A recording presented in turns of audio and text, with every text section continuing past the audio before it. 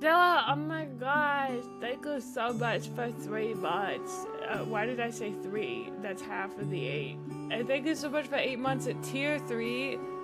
I sneezed really hard and I think my brain became scramby eggs. My eggs are brain scrambies. Scramby brains eggs. Thank you. I accidentally closed my mouth mostly when I sneezed. And you know that like causes it to scramble your brain like eggs. Like scramby eggs that I ate this morning for breakfast.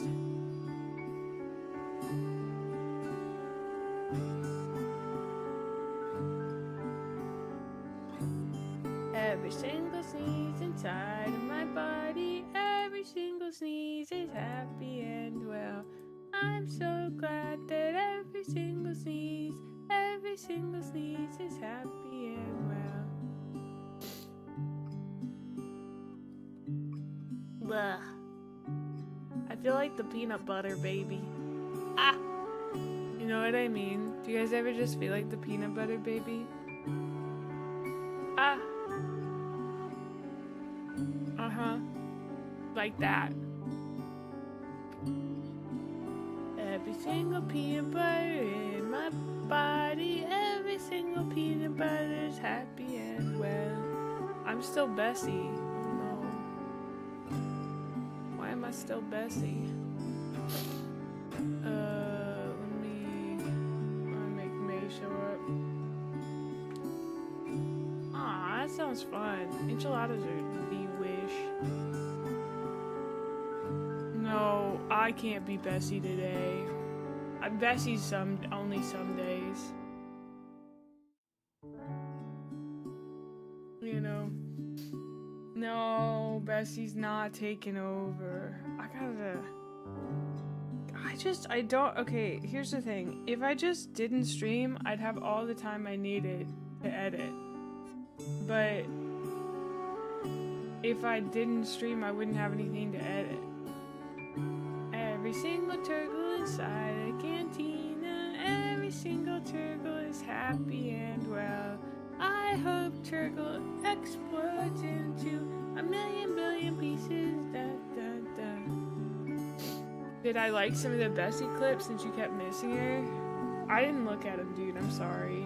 Should I have?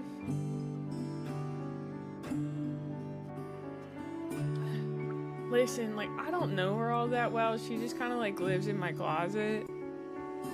She's, like, nice, you know? But she's definitely a little weird.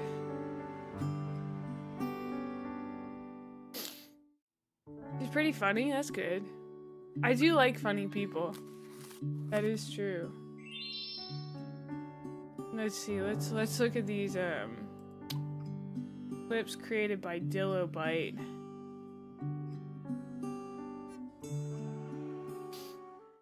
What are these? Oh my god, it's Gremlin Mae. I swear, I really think I scrambled my brains. Why am I over here? What? Why am I off the screen? This doesn't make any sense.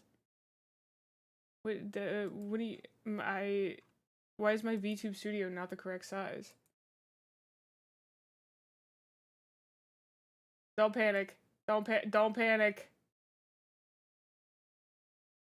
I can see you guys panicking. It's in your eyes. Okay. Now let's see. Hi! By the way, if you even care. Hi!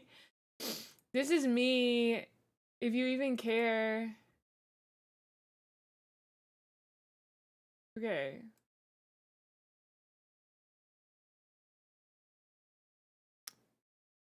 These were all made by, I don't know, I guess people doing exclamation clip. Let's see what this is. Please don't be like so loud, dude. Please don't be so loud. You've seen every single stream of mine? That's crazy because this is my first stream ever. I was just telling everybody I've never done a Twitch stream before now. Yeah, you really are. You're a big fan. I hear. I heard from May that you helped conceive me. So you're like my dad. I did tell her that, yeah. I don't know. That seems a little extreme to call him her dad. She has a cackle, dude. That's crazy. You know? Yeah, I have a question. How do you propose to implement fusion as an energy source for the world? Boobs. Look at my boobs. Look at my boobs. Don't make me answer that question.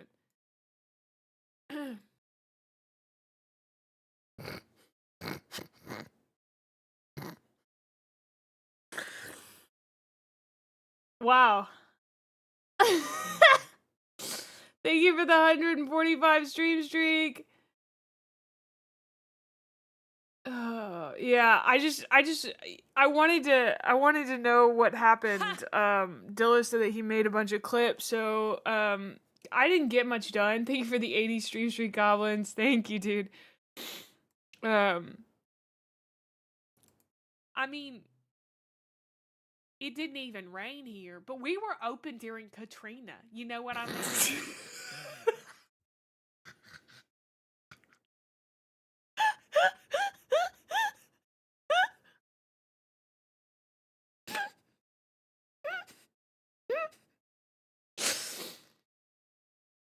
I feel like I have to start saying that about the most random things. Oh, but they were open during Katrina. Possum's here. Jork your possum. Everybody jork your possum. I hope you had a good birthday, dude. It's like not watching Norman Osborn watching the Green Goblin on the news. Are you saying that Bessie's my Green Goblin? That's crazy.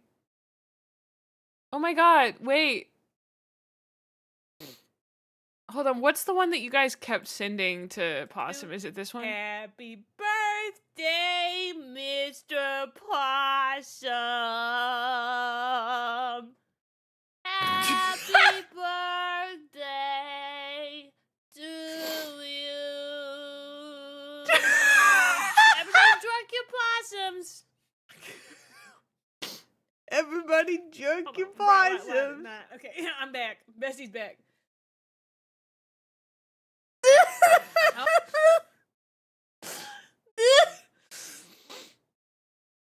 All of them floating around the screen really is so funny. I can't believe she did that for you. She doesn't even know Possum that well. That's crazy.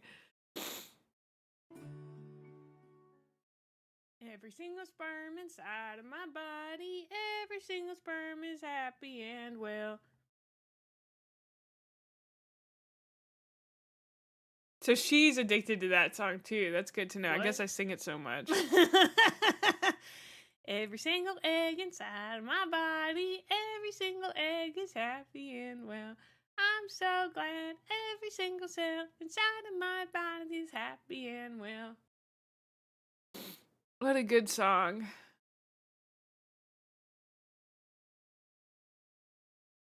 I gotta say, the edit that I did of this moment is a little bit better than the one you did, Dillo. I'm so sorry. Hi, Bear. Welcome on in.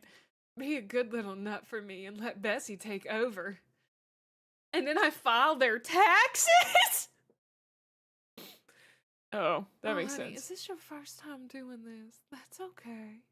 I can walk you through it. So we take our W-2 first. I'm sure there's like accountant ASMR already on YouTube, dude. Like, Make sure filing we your have taxes all of it. ASMR. But it's a good bit, you Thanks know? for coming. I hope you come again real soon, sugar. I say that every time. Sometimes men shudder when I say that. Is there a reason?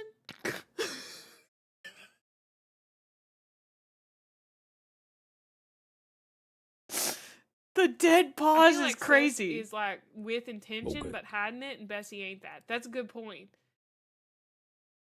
I feel like I'm open about it. You know? If I think you're fit, I'll suck your dick, yeah.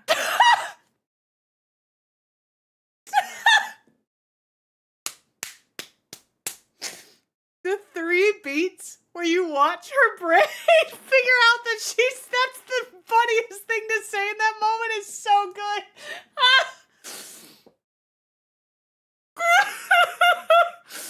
She's ramping up to it, dude.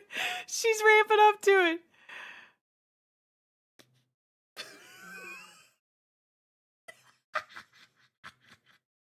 What a cackle she's ulting. That's crazy. It's like a quick time event.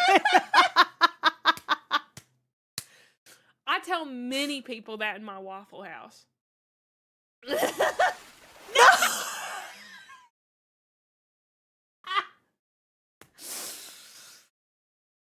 Oh, also, I was gonna say, Huthor, yes, it is it's half comedy and half horny. It's kind of like, what do you think you would call horny comedy? I would say that's Bessie. Bessie is horny comedy.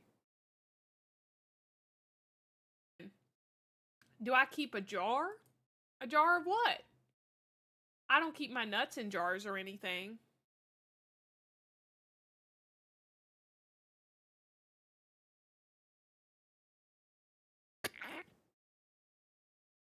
I hope you're ready for a hash brown hand job.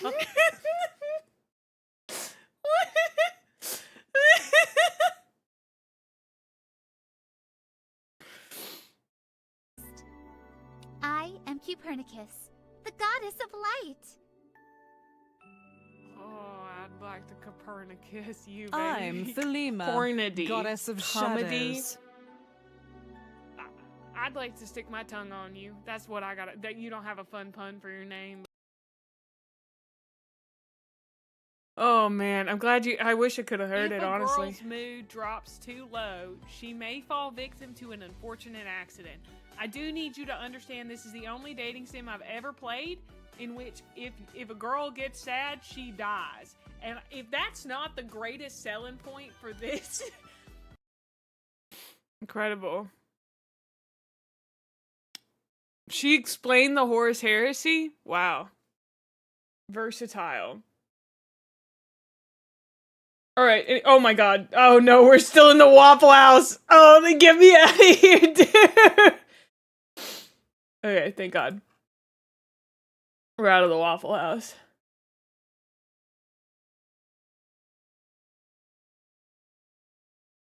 No. She's shifting, get her out. Ugh.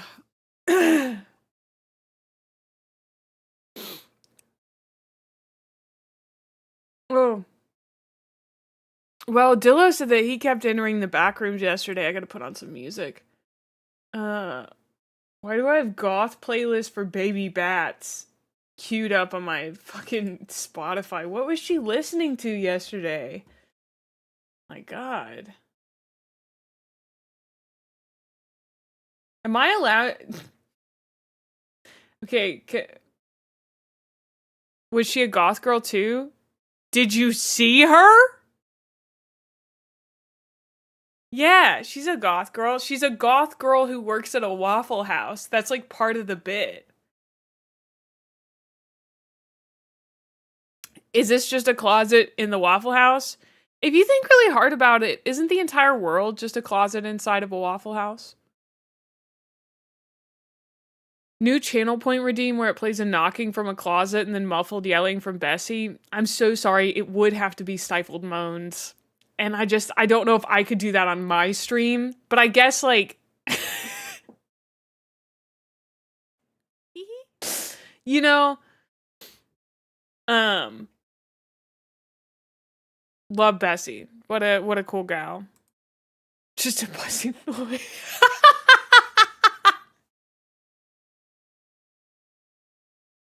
Goth girl, Waffle House waitress, proficient in tax filing. I don't think she's very good at taxes. I wouldn't call Bessie, like, smart. Okay. That would be very funny.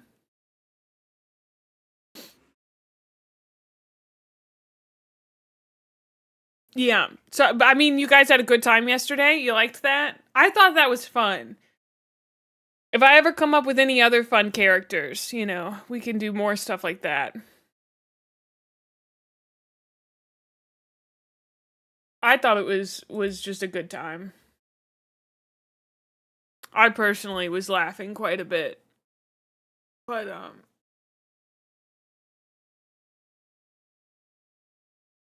cool. I'm gonna eventually get it edited down. I do remember you typing that, yeah.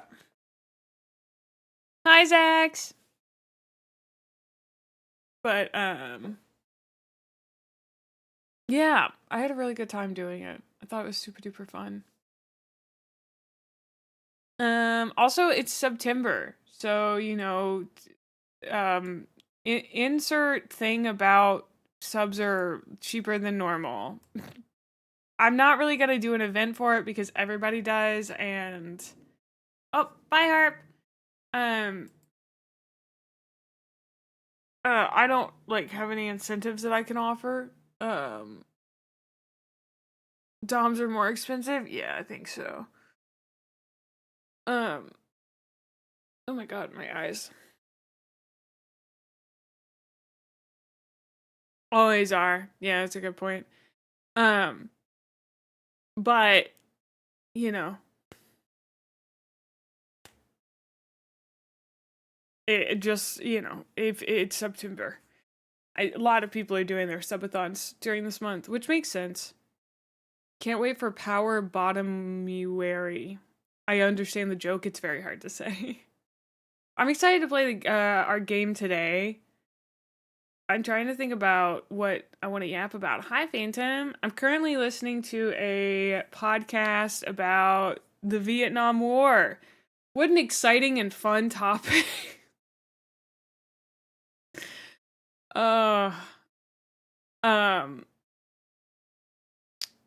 Mosey updates.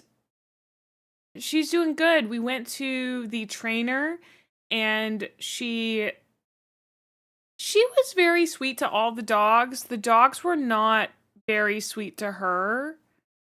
That was not like there was a lot of reasons why it was that way. Hold on. For some reason my music player just is not working.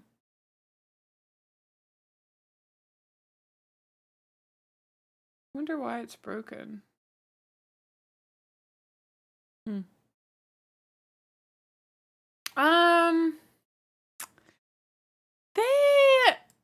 They were snippy with her. I feel like,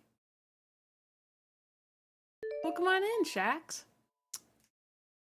How do I explain this? So basically there were 3 dogs that kind of had a problem with her. This lady had like literally 19 dogs. We were hanging out with like 7 of them. 3 of them developed a problem with her for like, it's her job. I mean, like, that's all she does is take care of her dogs. And her house is like outfitted for dogs. She has a concrete floor. She doesn't even have carpet anymore. She also has a pig and 2 birds. Pretty crazy. But I only got to meet like half of her dogs. All of her big dogs like hung out in the garage while we were there because I think Mosey would have loved playing with them, but they were pretty big, so I'm scared that they would have hurt her. So she, I think, made the right choice in, having them just hang out in there. But she has an older like Chihuahua mix that was humping Mosey, as like a dominance display, and we just kind of Mosey's never really dealt with other dogs, so we just kind of let Mosey figure it out for a little while. We weren't encouraging it. We were trying to get him to stop, but I mean, he would start doing it again. Mosey turned around and started humping him. And I was like, oh, girl power. Okay, interesting. I didn't know she knew how to do that. Ha! I guess she learned very quickly. So he got really pissed off. And then I learned that he responded really intensely to me. So every time he would get close to me and Mosey, I would like mean mug him, I guess is the best way to describe it. I would like kind of pull up on him. I don't know how to describe it. I would just like puff my chest out and stare at him, and he would back off. Like I was trying to convince him like Mosey's my dog. I don't know how much dogs understand that, but he at least knew that like he lived and died by my hand, aka he either got a treat or he didn't. And then she had another dog that was a miniature Australian Shepherd that she had rescued from a breeder, and the breeder was breeding them so small that this pup only had 3 feet, so she was born without a foot. And we think that either because the dog's name was BB, which stood for bad butt, she did not know how to do any kind of obedience. She's definitely an interesting dog. And so I was like giving BB some treats, and I think either Mosey like stepped on BB's foot or was a bit of too much of a puppy with her, and BB got so mad about it. That or BB got mad because I was feeding Mosey treats, but I wasn't feeding her treats after a little while. I don't really know why, but eventually they had it out like 2 to 3 times. Like the way that dogs do, where like they'll kind of yell at each other, I guess is the best way I know how to describe it. They weren't biting. Yeah, I think she was. I mean, you gotta understand, it was like 7 dogs that live in this house and probably have a pretty intense pack mentality. And like, they weren't gonna hurt her. There was only one dog that like actually, I think, tried to kind of mouth at her. I don't know if she was trying to bite her. And that was, I hate to say it, it was not a pity. It was one of the pity types. One of the, like, I don't know if it was a staffy. It may have been a staffy.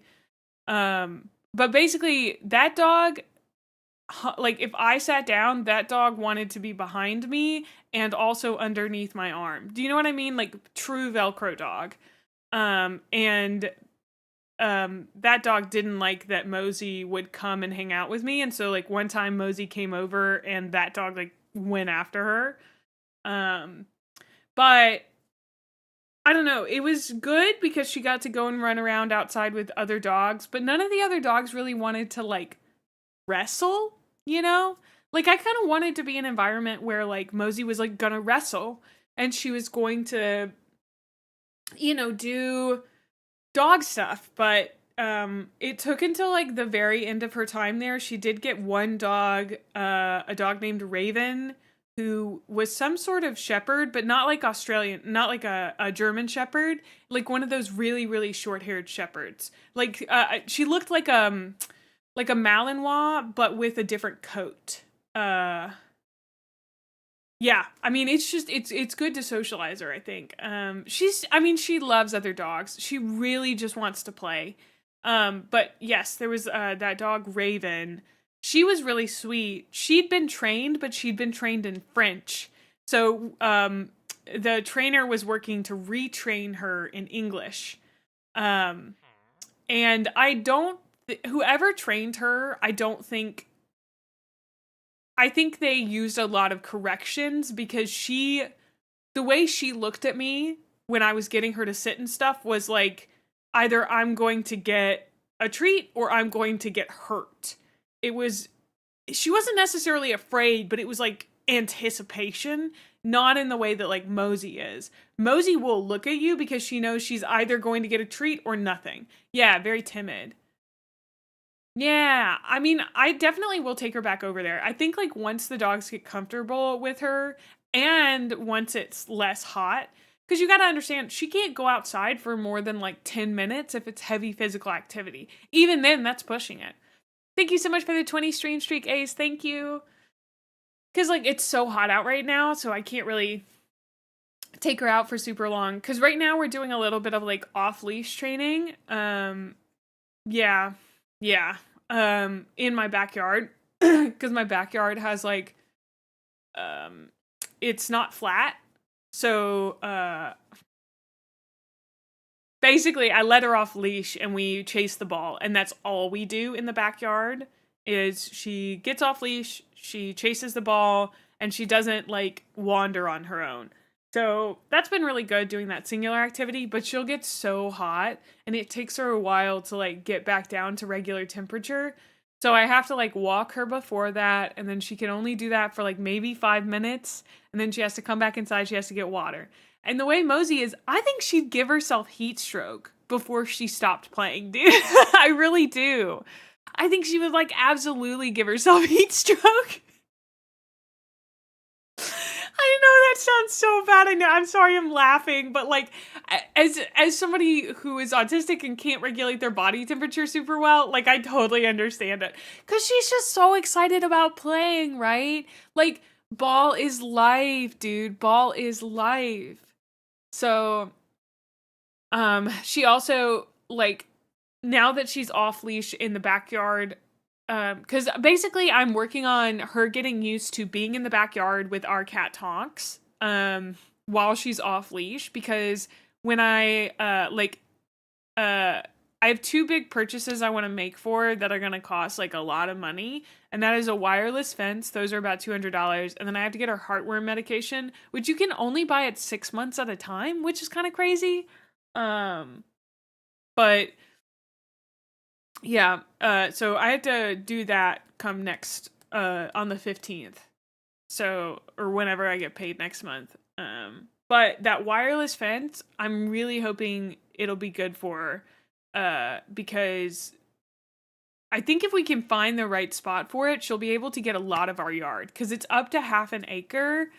And there's a lot of like my yard I don't want her going in, especially like close to the street and everything.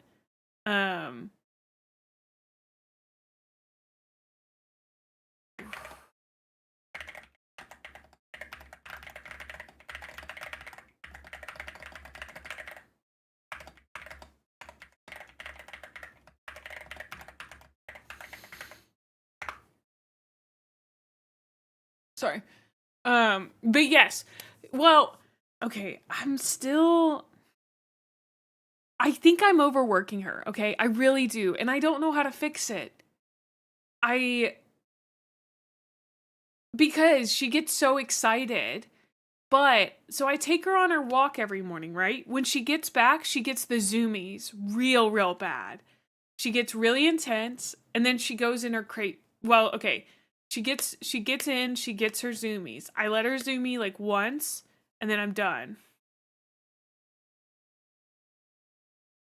Oh, no, there's not a time limit. I have to buy 6 months of it at a time. I can't buy a singular pill.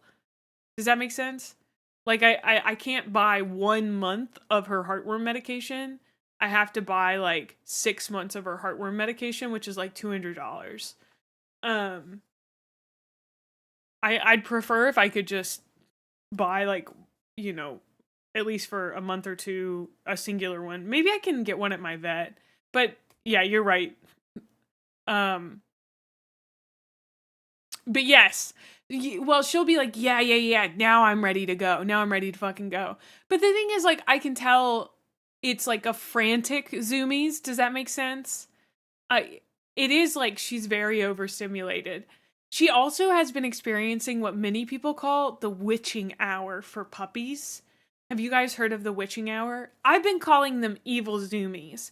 But actually what happens is when she gets out of her kennel after stream and I take her outside, she goes potty, and that's great. Normally, like when she's grown, what we'll do is we'll go on a second walk when it's not too hot. But I'll bring her in from that time, and she goes fucking ballistic. She will play and play and play and play and play and play and play. It is one of those times where like hi, welcome on in, Diana. I'll give her a lick mat, and then like I'll give her a ball with a little bit of food in it, and then the thing is like she's not, how do I explain this? She's overtired. Even though she has just been in the kennel for 5 hours, she goes outside, she gets a little excited, and she loses her fucking shit. And basically, I don't know, maybe I'm working her too hard in the mornings. Maybe she's just like a little shit sometimes. I don't know. She doesn't know, like, she'll keep going from like 5 till 9 if I let her. What we did last night worked out really, really well. Hi, Sigmund. Thank you so much for the 140 stream streak. Because like, I'll take her out, and then sometimes I'll put her in the kennel from like 6 to like 8, and then I'll take her out at 8, and then she'll come back in. And what I did last night was I got her to chew on something on my bed. That worked out really well. And like, I knew she was super duper tired, even though she wanted to get up and pace, because as soon as I turned off the bedside light, like my like bedside table light, she conked the fuck out, dude. She was like, you know, like the minute I turned that light off, that baby was asleep. And I think if I wasn't in here like yelling and yapping my head off, she might sleep a little bit more in the afternoons. Because the thing is, I have no idea how much she actually sleeps when she's in her kennel. Hi, Beef. I hope you're doing good. I don't know. Because here's the thing. Puppies are supposed to sleep like 16 to 20 hours per day. And so I make sure she's outside of her kennel for at least 6 hours a day. She gets 2 hours in the morning. Well, she gets 2 hours like before she gets breakfast. Then she eats breakfast. She gets an outside time, slow outside time. Because here's the thing. Also, on top of puppies, like the fact that she will give herself heat stroke if you fucking let her, she will also play so hard she's gonna throw up everything she just ate. It's so crazy. Well, I actually view it more as okay.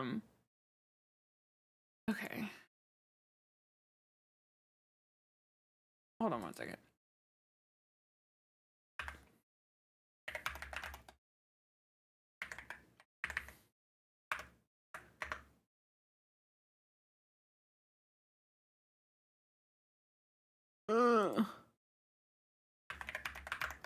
Hold on, sorry.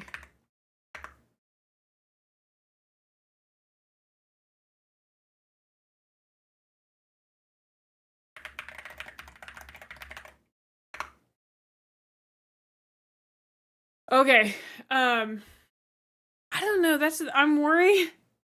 Well, I guess she'll figure it out. I don't know why, but I'm like, I'm always a little worried that she's just that I'm gonna do something that's gonna fuck her up. This is why, like, I don't know if I could ever do the kids thing, because I feel like every day, I'd have to see a therapist every day, because I'd have to be like, hey boss, today I had more anxiety about what if I fuck up my kid. What if I'm having anxiety about fucking up my dog, and dogs are like so easy to not fuck up. Oh my god, I forgot the daily dad joke. I'm sorry. I was having to unban somebody. Daily dad joke. There's a new type of broom out. It's sweeping the nation. You're not gonna get a big laugh out of me, but I did push air out of my nose.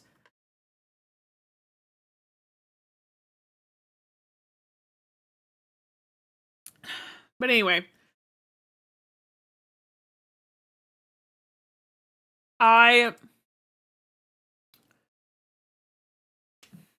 What kind of candy? I've been eating that candy that makes you poop yourself. Do you guys know the candy that makes you poop yourself? I eat that recreationally because I love fiber. Highly, highly recommend it. If you love pooping, try the candy that makes you poop yourself. So, don't spell it like you're a fucking Brit. I don't like that. Yeah, they're the sugar, the sugar-free ones. You just eat a lot of beans? Yeah, they don't call it that, but no, they're like the Smart Sweets. They sell them at Costco, and they're actually pretty good. I think next time I'll just get prunes. Oh, I love fiber. Not fiber spelled F-I-B-R-E, though. Oh, by the way, speaking of, I don't know why I randomly thought of this. Somebody asked, what are we going to do after Jedi Survivor? We will be finishing on stream Cyberpunk 2077 because I basically needed some time off stream to go and do the DLC sort of almost all the way through. I just needed to like play the game by myself and then decide to come back. So we're going to do that. And then whenever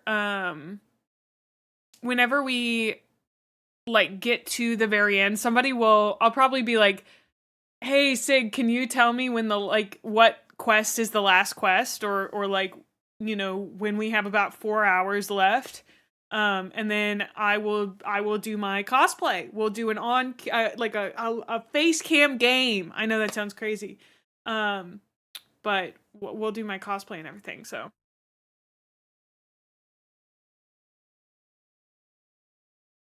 yeah, I think it'll be super fun. I'm pumped. The main game. We're probably gonna end up like finishing the DLC as soon as I started back on stream, I think. I don't know. Here's the weird thing about the DLC is that every time I would like sit down to play, I'd play for like maybe an hour. Not very long. And each time I'd be like, how long is this DLC gonna be? Like, how much more of the DLC do I have? Like, I did a quest that I really thought was gonna be the end of it. And that was not the fucking end of it. And I was like, oh, okay.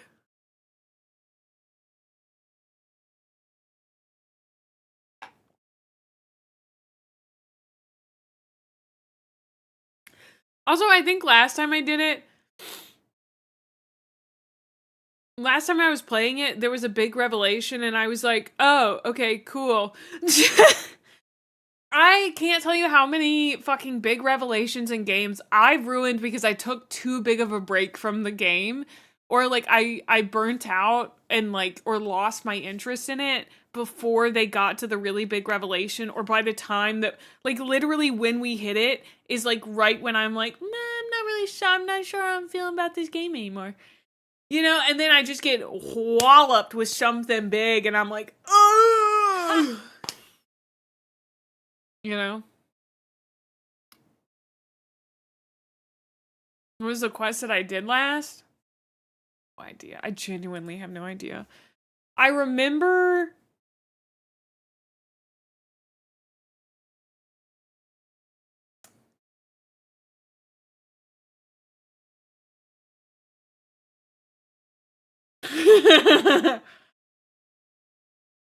Oh my god, no, I finished the DLC. Maybe.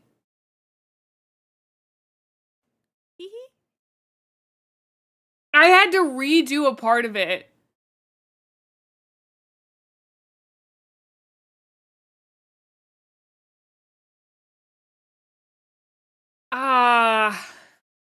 Hold on, let me pull up Cyberpunk.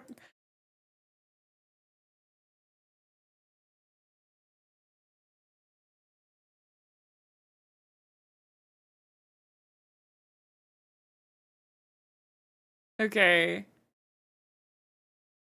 I'm gonna see if the last time I played this game was in fucking April. Are you kidding me?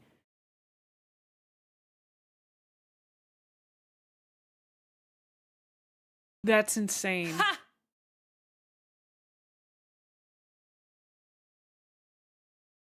Okay, I do remember. Okay, I'm gonna explain what happened. Spaghetti, thank you so much for 8 months. Thank you, dude. And Cthulhu Lord, thank you for 3 stream streak. Thank you. Okay, here's what I did last in Cyberpunk. Last time on Cyberpunk 2077, I was given a choice.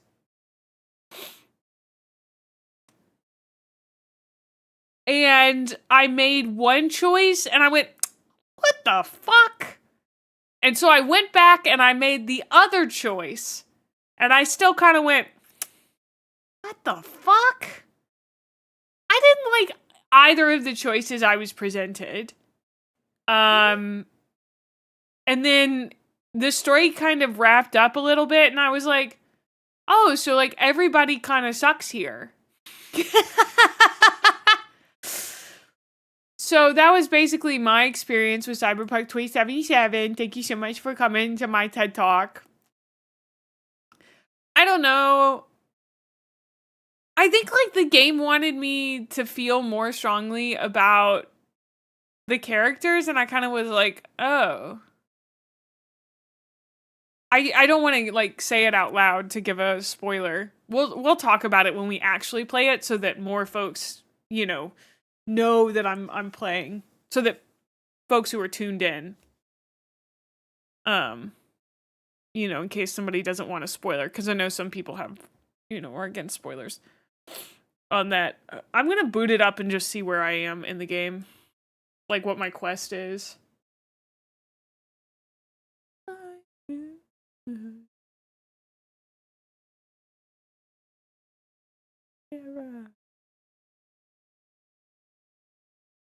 Dude, I think by the time I finish the game, I'm going to receive the tarot card deck that I pre-ordered.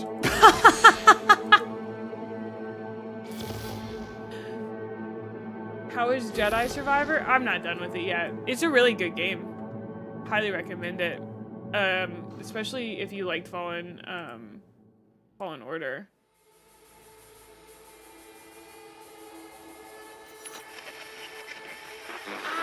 Maybe I'm not done with it. Also, playing on my own, I tend not to think about stuff as much. Does that make sense? Get out of Haywood! Thanks to unabated gang wars. One officer down, so I guess you're all screwed! Cause the NCPD will not let that go. Got another blackout in Santo Domingo. Netrunners are at it again. Let's see what our quest was.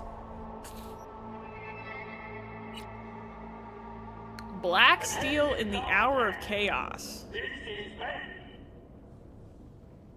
It was on Xbox Game Pass? That's crazy.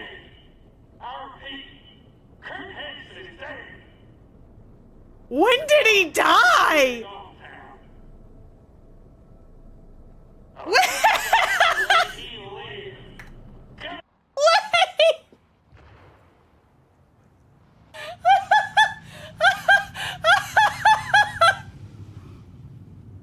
It's been 4 months!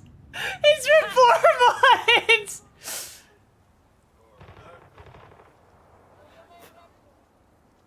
I fought him I had a boss fight with him?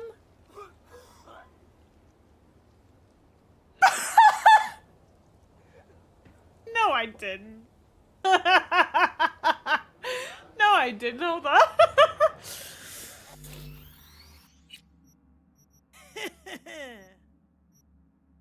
Oh, it's this one. Oh, dude, I hated that boss fight so much. Oh, okay. Cool.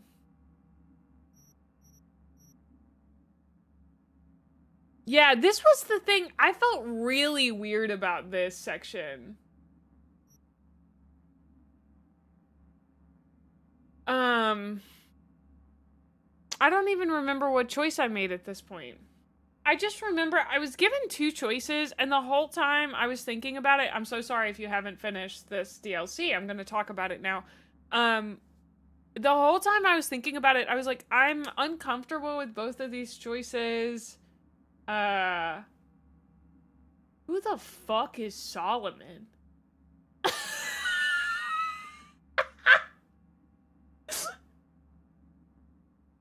Oh!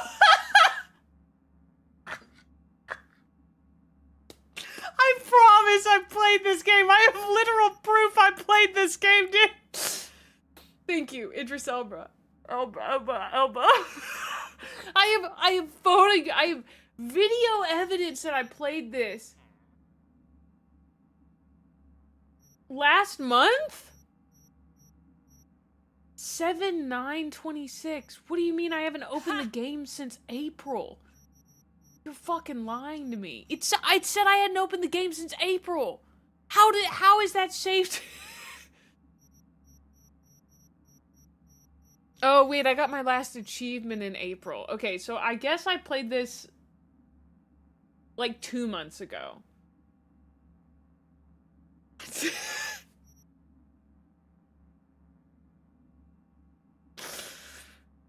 Anyway, so they give you this choice. They're like, you can like screw over, you can like help what's-her-face escape, or you can hand her over to the NUSA. And I was like, I don't like either of these. And in one of them, Reed died. So I did the one where Reed doesn't die. That was literally my choice, like the reason that I made that choice. Hi, Data.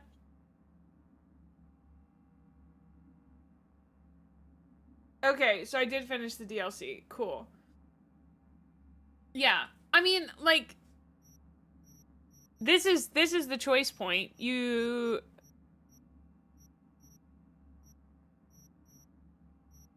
It's the Firestarter quest. Rocket ship? Question mark, question mark, question mark?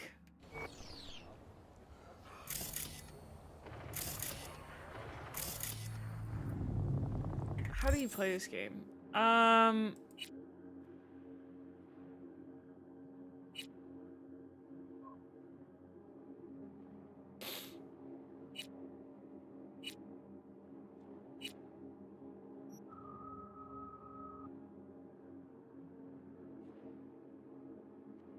Who is Alex? The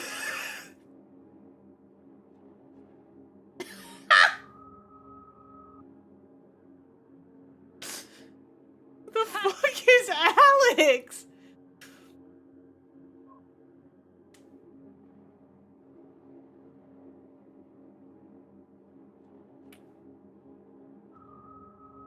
Is that the lady in the... I think that's the lady in the bar.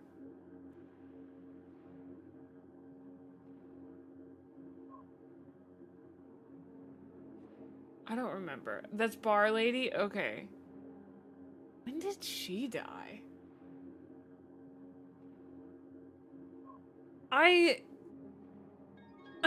Blair! Thank you so much for the sub. Thank you.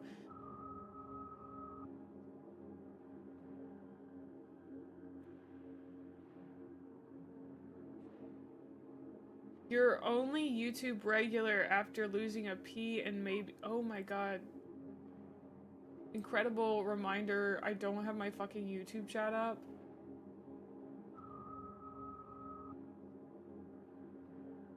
So sorry to my YouTube chat. I don't... It's so... I remember so much of this game when I played it on stream. Oh my god, guys. I think I must have played most of this second half of this DLC stoned out of my mind now that I'm thinking about it.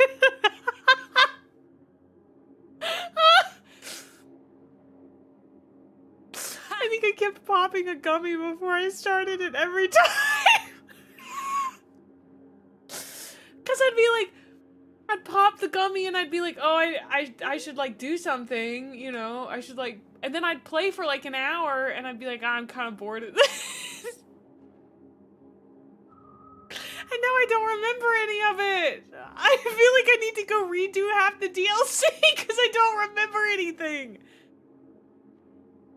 I think it's okay. I know when it started. Okay, I started doing that sometime after the big set piece with Idris Elba. How far out do we do? Oh wow, 56 minutes. That's crazy.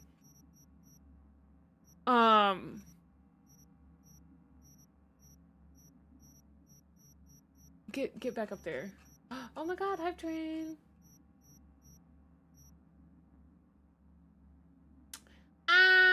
I will say, like, the first half of the DLC isn't that big. Like, I think the first half of the DLC is kind of fucking long. But maybe I dilly-dally too much. That could be true. I'm a known dilly-dallyer, okay? I could have dilly-dallied way too much, but I feel like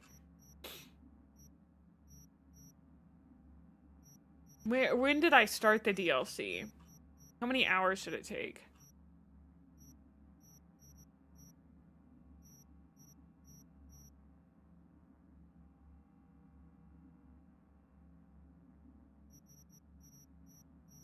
Let's see. Can I figure out what the last one that I really remember was? The problem is I stopped the DLC, did some other stuff, came back.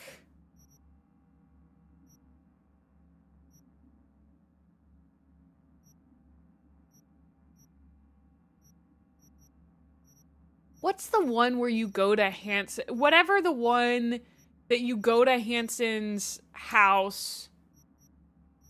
No, it's not. Is it that one?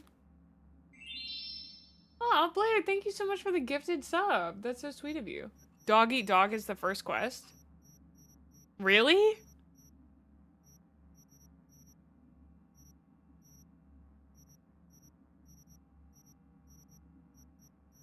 I must have passed it. Hold on. Okay, so that was 77 hours in, and then I probably faffed the fuck around for so long. Oh, right, that's where she shows up. Okay, and then this is me talking to that dude. I did a gig. I don't remember killing in the game. What's the one where you... Okay, there's one of the quests where you have to go sneak into a place together. Hi, welcome on in, Mordekaiser. You know, like, you sneak into the place, and then you have to, like, direct... Yeah, I guess it is the party. It's the first part of the party where you have to direct Reed to go to the right places, and you're, like, looking through the cyberscope. That was one of the coolest fucking set pieces I've ever played in a game, dude. I was... Oh! I'm glad you really liked it. This is more, you know my name. Okay, it's this one. This is one of the coolest quests I have ever done in a game. I will say, oh my god, I loved this section. Maybe we'll go back and do it. Cause it looks like it's, you know, 8 hours. We could do that in like a 2-day thing. Oh, I love this DLC, dude. I love this DLC. Anyway, so we'll do Cyberpunk on stream once I finish Jedi Survivors. If it were up to me and I didn't have a dog keeping me from being a workaholic, I would just play 20 hours of Cyberpunk 2077 straight. So, oh, the live performance is really good. Yeah. There is a part of me that's like, oh man, I wish I could stream for like 8 hours every day. But then I'm like, May, you've done that before and it's so tiring. So tiring. Now I have fur child. You're so right. You're so right. Very important. But today we're going to be doing Jedi Survivor. We have about 5 minutes until we hit ads, and then after that I think we're going to try to finish it up. Oh, we may end up doing more of Star Wars Zero Company. I actually kind of liked it. I'd like to know the story going on there, even though some of the conversation stuff I think I'm supposed to go and meet Reed somewhere about something important. I think I'm probably further along. I don't know. If you haven't made the big decision about Reed and Songbird, then you're not in the same spot. Yeah, a lot of the DLC is you need to go meet Reed. Oh no. Thank you guys for the hype train. That's a bummer.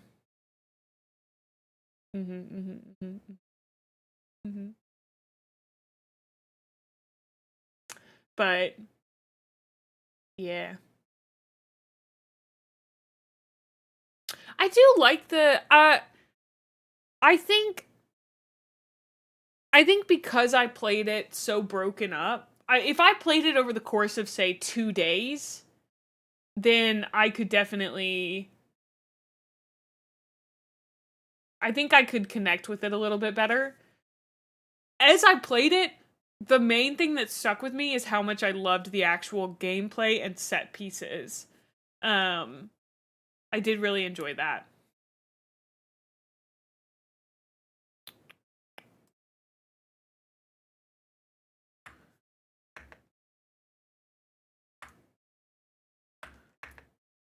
Oh.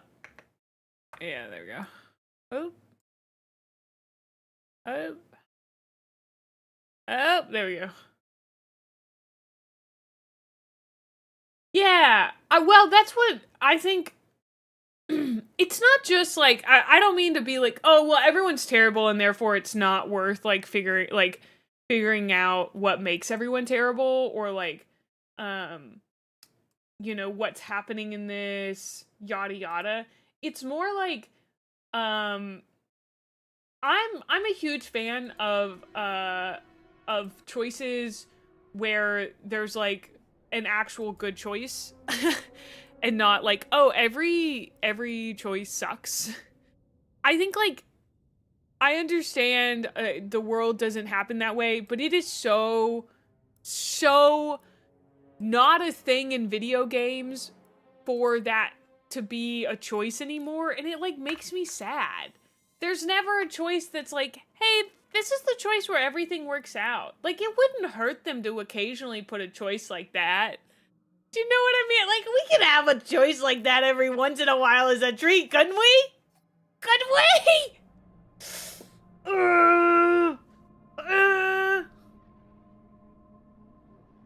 What's compelling for me is exploring how the world, its systems and power structures make everyone terrible. Like, it actively precludes being a good guy. I think, personally, there's a point of survival in hyper-capitalism like that, in like true late-stage capitalism, where good and bad stop mattering and everything becomes about survival. Because that's the way it has to be. You know? So, like, it's not that no one can be a good guy, it's that being a good guy is choosing at times to not be as big of an asshole as you could be. I feel like there's an amount of an asshole you can choose to be, and you're like choosing not to do that. Yeah. The whole framework for it shifts, because I think, like, you know, for all of their problems, V is technically kind of a good guy. You know, you gotta hatch a Pokemon. Whoa.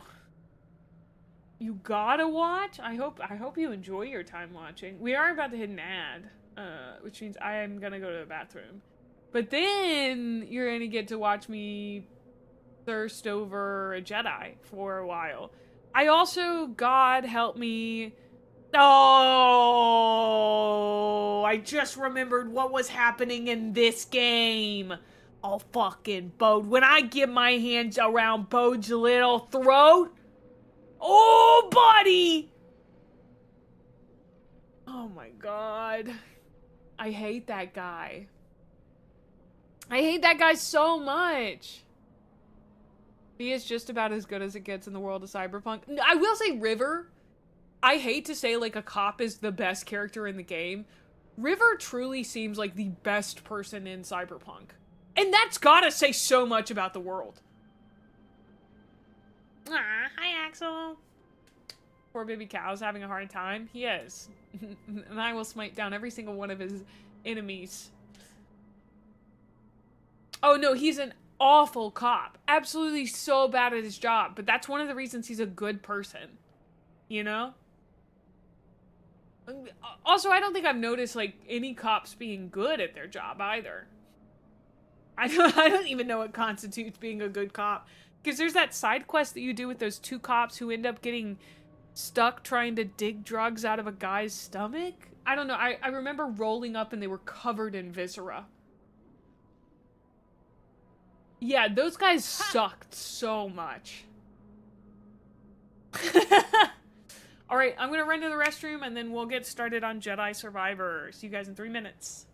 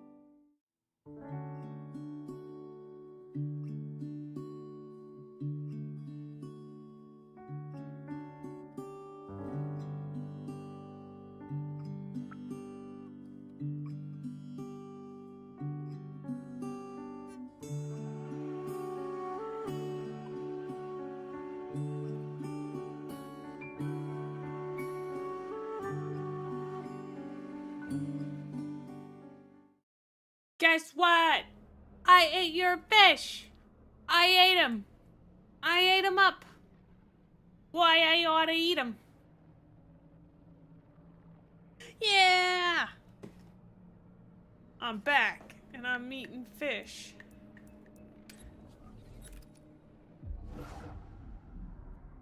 I'm back. Mods, throw the streamer into the fish tank at Pyloon's. Please no. Why did he do that cute little jump? Oh, okay. We were going exploring. No. We're now on our mission. Our mission is to destroy Bode. Are we still on the dark side? Oh, good God. We are still very dark side. Let me look at my boy though. Look at him. Look at how cute he is. Aww. Time to crush Bode into a million little pieces and then send his daughter to a really nice orphanage. She shouldn't suffer for his crimes. All right. Time to grab Bode by the balls. So true. Okay. Align arrays at the Kobo Control Center. We're on the way. How can we be sure this experiment's gonna work anyway? We cannot. So we start up some arrays, whatever those are, punch a hole in the abyss, and then fly through? Yeah. That's pretty much it. Okay, here. Well, we're still in our evil era. That's like, until the spikiness calms down, the man bun stays, okay? The man bun is a manifestation of the evil inside of Cal, okay? Do we all understand this? Are we on the same page with that? Look at Marin. Marin can't stop staring. She is in love with it. Marin's like, damn. Dark side man bun? Yeah. Oh, I have to change my category.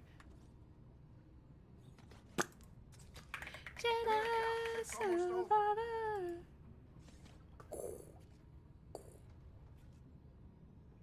It's a storytelling tool? So true. I like his little outfit.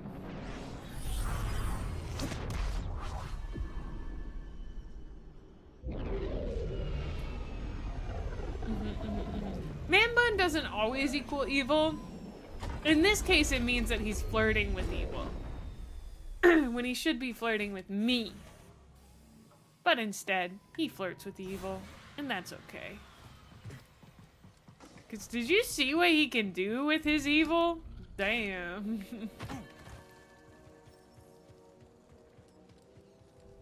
Oh, do you want me to throw it back on just chatting?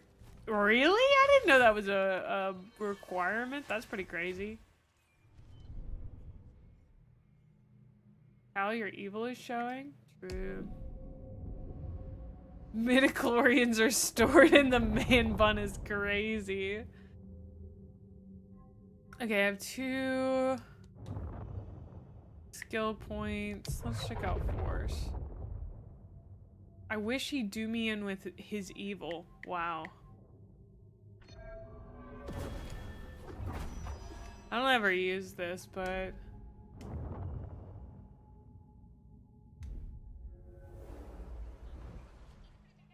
yeah, I got you.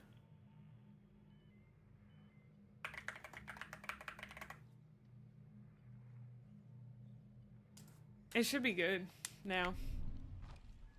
Okay, let's go.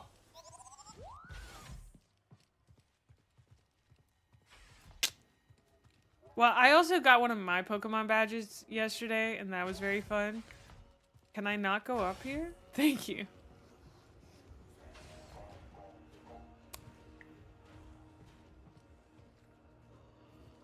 Right, that was the guy's thing.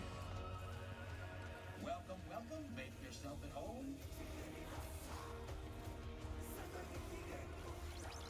Can we throw it back for some who?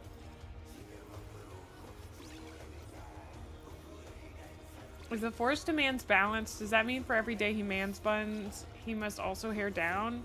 That's why he's having to man bun, because he hair down for so long, you know?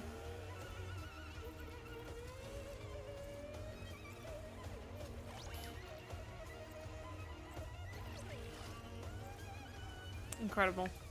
All right. Hey, Cal. We've been wondering something. Yeah, we've been wondering. How's a guy like you end up in a place like this? Engine trouble. Don't we know it? Is the game sound okay, or should I crank it up any?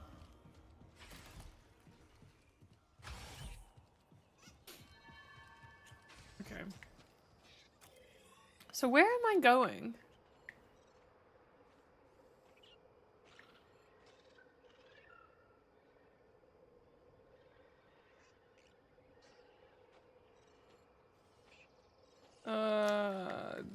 This way? Bode's abode. Okay.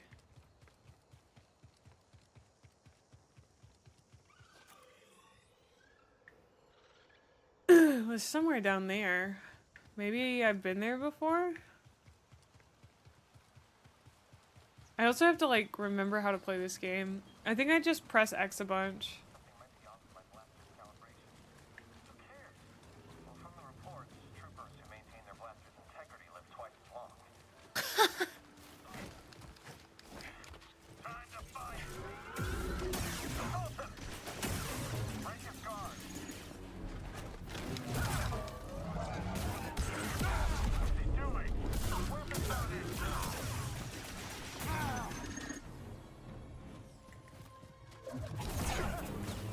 Get fudge. Okay, I remember how to play this game.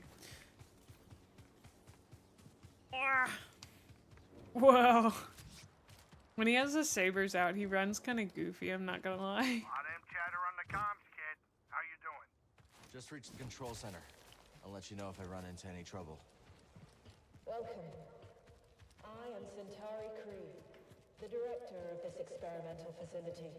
Safety protocols require one person to remain here while the arrays are active. Breeze, unless one of us is gonna stay behind, we need someone here to activate the arrays. Oh, yeah, sure. I'll ask around. See if anyone's got a death wish. Maybe Turgle? Yeah, Turgle's great. Yeah, no. I have a death wish for Turgle. Do you think maybe Z could do it? Yeah, I can put the sound a little bit higher. Got you. Is that good? Oh, okay. So this one and this one are now green. That's good. Oh, so we've been here more than once. Yeah. Oh my God. What's up, babe? I'm not a big fan of you.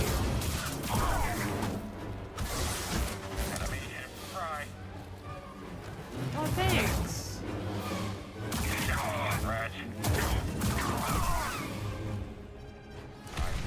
Yeah, I'd love to know the deal with those terminals. Hello?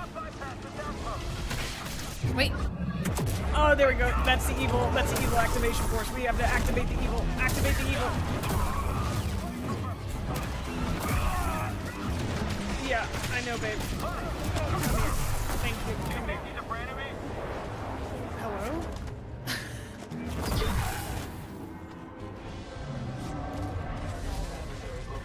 Oh my God, there's more! They love these things, dude. No, don't terminate my life. Stop! No! No, stop. I need to take you over. No, don't kill it! Cal, you weren't supposed to do that. I was gonna take it over. Cal, you're too powerful for your own good sometimes.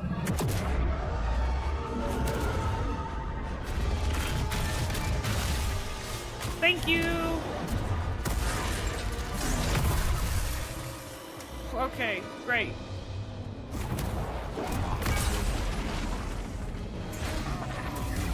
No, not more of you. Holy shit.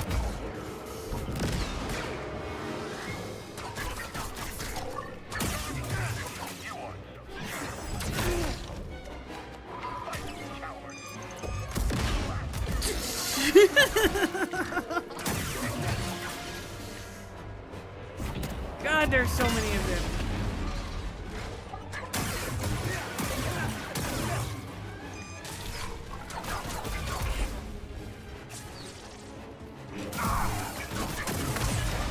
Got it.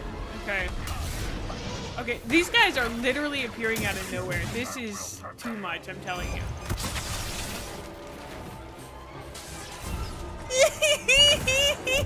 That guy also got electrocuted.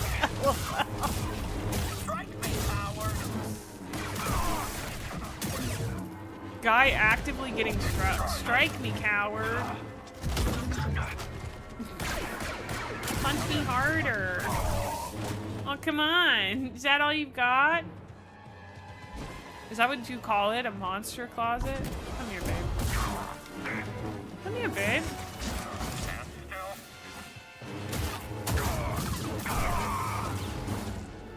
They were waiting for us.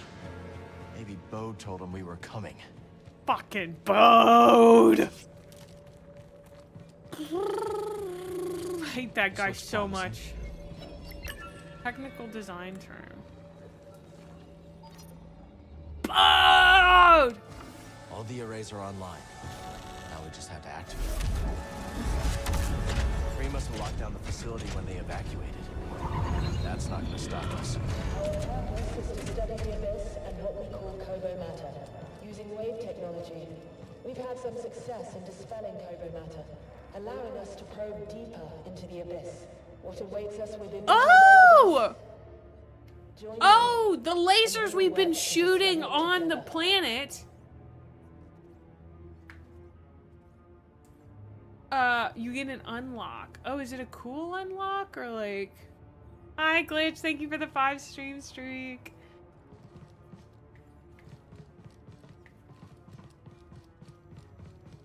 Proceed to the observation deck to initiate. But like the little lasers that we've been activating here to get rid of all the weird... Thought of everything. Goopy matter. So that's like what we're gonna be punching the giant array with. I see. I understand now. Like the giant array is punching a hole through the Kobo matter. Yeah. Oh.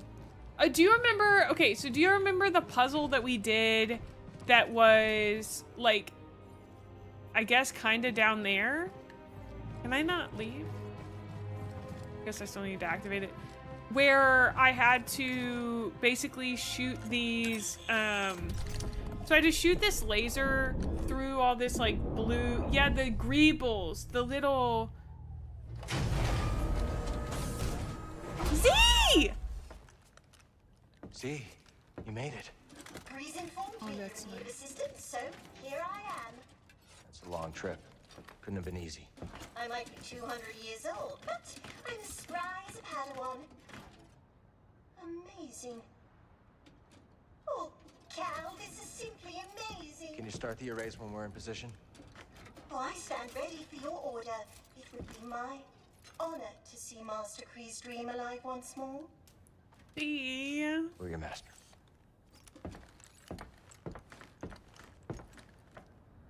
Jeez! Amy, you're getting ready to be normal.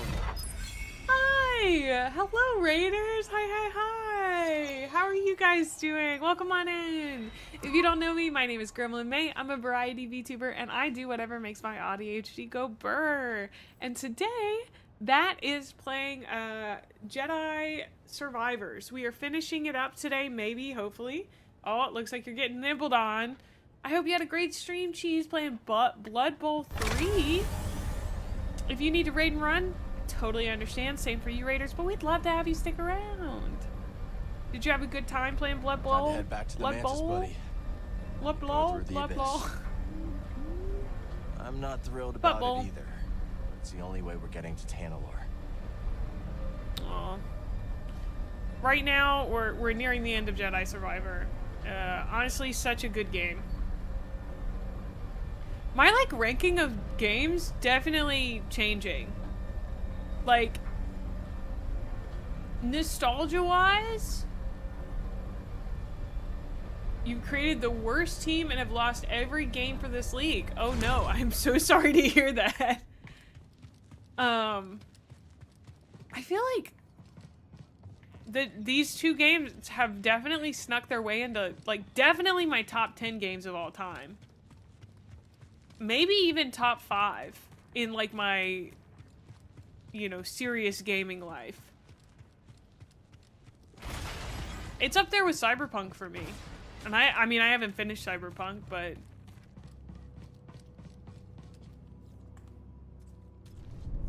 Ah! Like, Cyberpunk, Control... Like, if I want to think about, like, what games define my kind of adult gaming life, Cyberpunk, Control...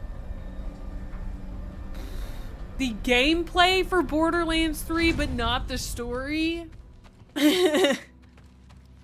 Which is why it will never break top 5 for me again. Because, like, if I'm thinking of, like, games that I played when I was younger, like, Guild Wars 2, BioShock, Mass Effect...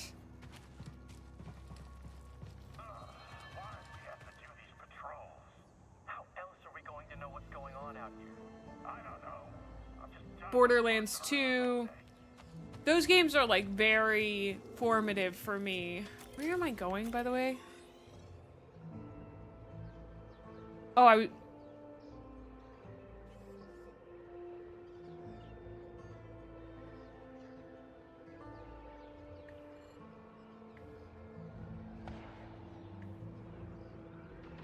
was supposed to go up there?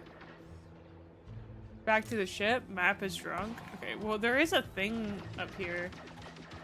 I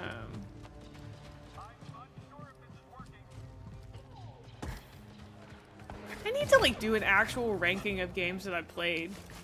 I think that'd be a fun time. Ranking every video game I've ever played.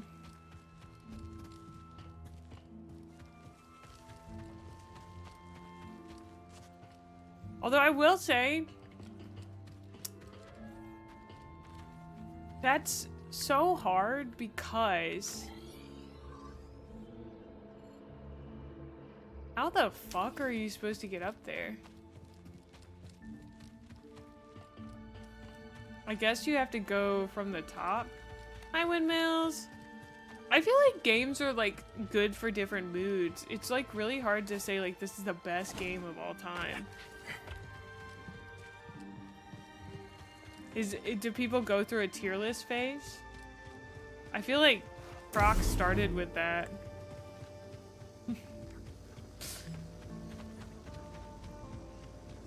It would be so long.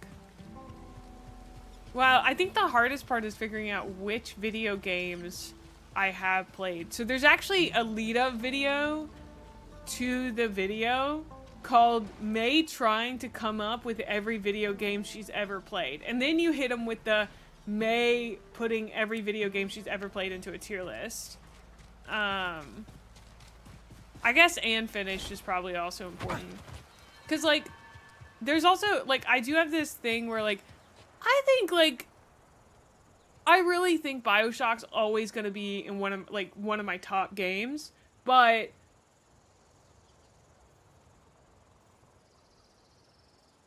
it's been so long since I played it that, like, I don't feel as strongly about it as I do about games that I've played more recently. Featuring whatever inevitably distracts you from the task. True.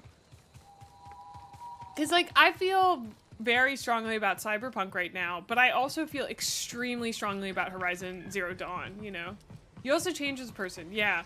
I do think one of my favorite things about BioShock is how scary it is. Oh my god, speaking of fucking scary. Yeah, I bet I did. Are you ready to go? Just about. When we confront Bode, I did. Just remember, he has what he wants. He will fight to the death to keep it. Okay, so you're telling me I get to kill Bode. That's amazing. Hey, Grease. You alright? Just, you know, a little distracted is all. I mean, I'm about to fly freehand into a stellar anomaly with an appetite for starships. And I'll tell you, my palms haven't been this sweaty since... You can do this. Yeah, sure. I can do this. Oh, who asked you anyway? Okay, we got to get ready for the final confrontation, maybe. So, we need to show him that we're Jedi and we mean business. So, we need to be wearing our Jedi stuff.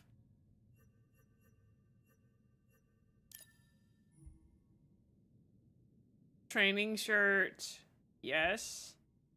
Jedi in green. Yeah. And then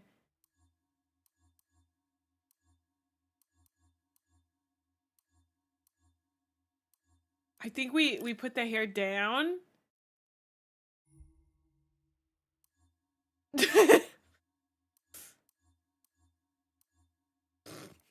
None of these are good except the one he currently has. No, we're not gonna wear the poncho. We need to wear our. We need to show him that we mean business with our Jedi attire. Okay. All right, let's pick where We're not gonna do the soul patch, you guys. Confront Bode on Tanalorr. We're going to Tanalorr, everyone. We're going to fucking Tanalorr. Oh my god, I fucking spelled goodbye wrong in my title and nobody said anything.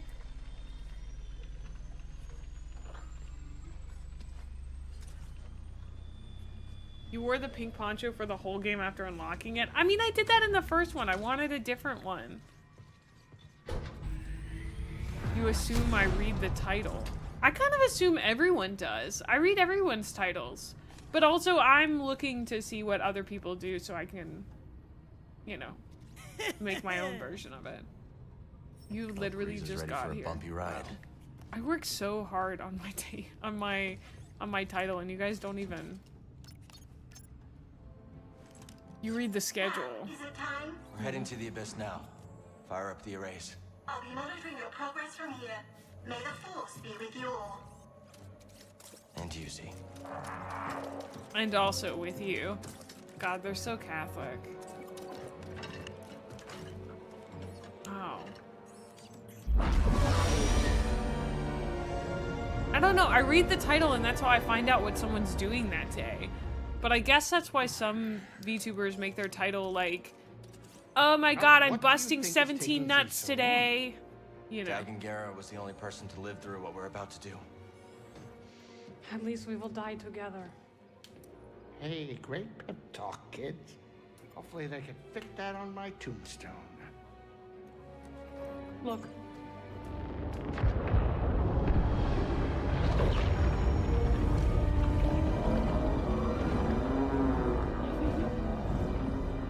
Wow. Here we go. I know. You want to I don't know why I didn't decide to read that out, but thank you. Hi, I hope you're doing good. Thank you for the bits. Marin is kind of a baddie. I assume that is already established. When we met her last game, chat was just wood 70 billion times.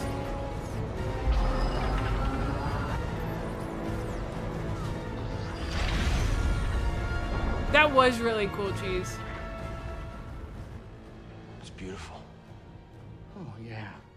I'll bet that's what all the other poor saps said right before they were torn into Vortex Chow. You got it, Grease. You have a lot of plot armor working with you right now. Great. Now it's an obstacle course.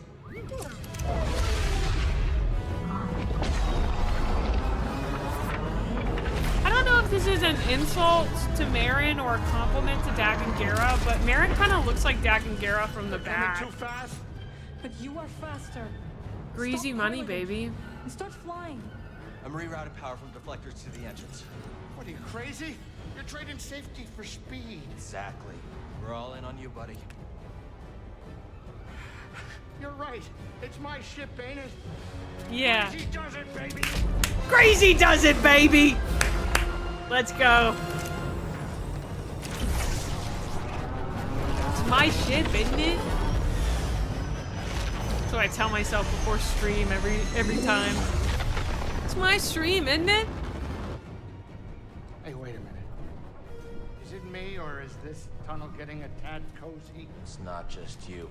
Z, what's going on? The arrays are overloading. There's nothing I can do. Uh-oh. We need to go faster. I'm going as fast as I can. Greasy money, baby. Wait a minute. Are you crazy? If you jump into hyperspace blind, they'll be picking up pieces of the Mantis all over the outer rim. Do you trust me? Of course. You know I do, Cal. Let her ride.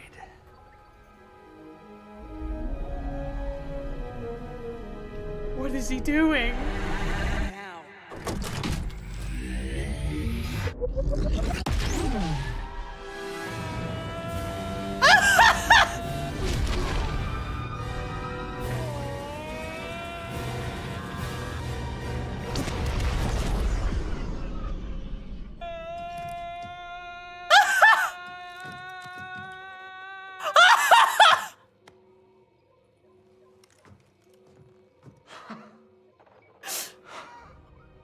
That was incredible.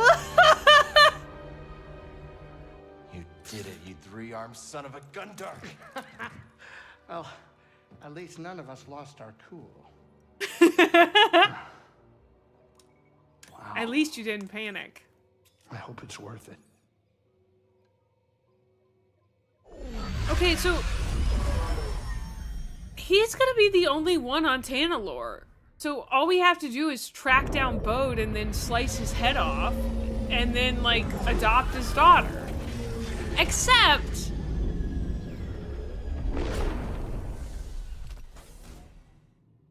Okay. Can I just say that there is an outcome to this story that's gonna make me a little mad? So I'm gonna put that one out here. Can I just, like, throw this one out here? Where they're like, Bode decides that, like, actually maybe he can share the planet with other people, and his lightsaber turns white and he gets a redemption arc. And I will still kill him if that happens. Here's the thing. Also, I feel like Cal's gonna chicken out and he's gonna be like, well, Jedi don't kill people. And then he's gonna have to kill him, or Bode dies like the animal he is. That'd be good. That'd be good. Maybe he'll, like, fall off a cliff and, like, we'll get... It'll be, like, one of those things where it's, like, the hero decides not to kill him, and so, like, somebody else kills him for the hero or something. So, that would be this is good. it. Tanalorr. You and Marin be careful. Or he falls off a okay? cliff. Yeah, you too, BD. We'll all be okay, Grease. I'm gonna hold you to that, Cal. I don't plan on living out my days on this rock, especially not with that traitor. We'll be back soon. I thought we all wanted to go live here. Okay, my girlfriend doesn't want to talk to me. I guess because she might be coming with me.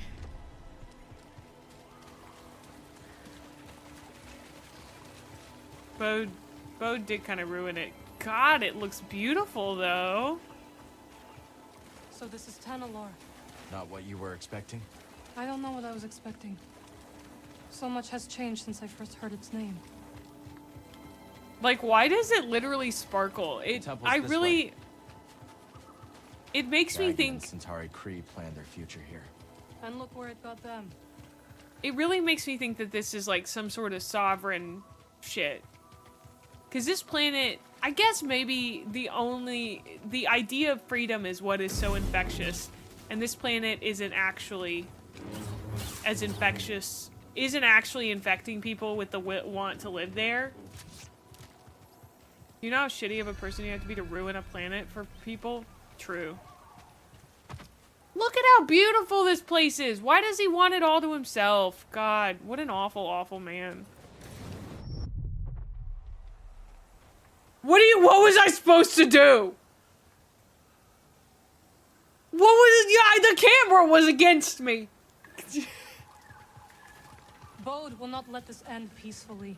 He has already used fatherhood to justify betrayal and murder.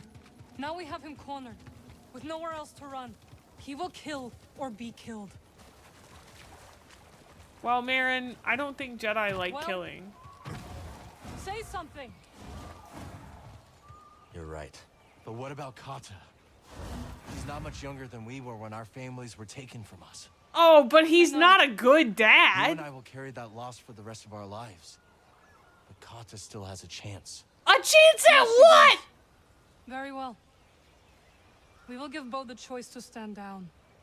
For a chance to live with the father who has killed for her?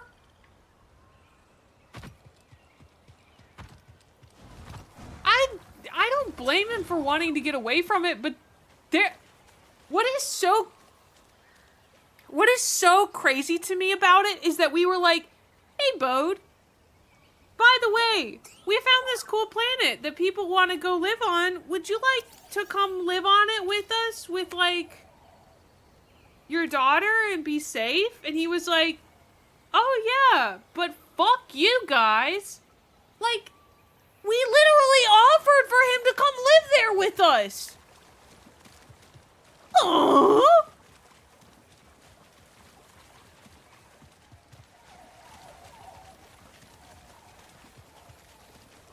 He's just, I guess, like, he was afraid that we were gonna leave the Empire there, but he has just as much of a chance, because he literally works for the fucking Empire, so he has way more of a chance of leading them there.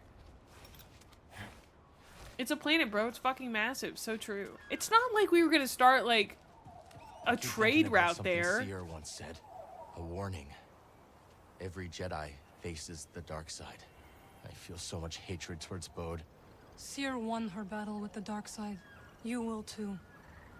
I don't know. I'm like kind of kissing the dark side right now. I'm kind of like tonguing the dark side pretty hard. Cause like, have you seen what you can do when you like get a little bit of dark side? They're inherently illogical even from a hyper emotional state. I think like people were like, well, yeah, fatherhood. I think people were trying to justify it last time when I was having my crash out and I was like, yeah, sure. I literally don't, like, it still feels illogical to me. Maybe I'm too autistic to like get it. Yeah, I don't know. Marin, have you seen this?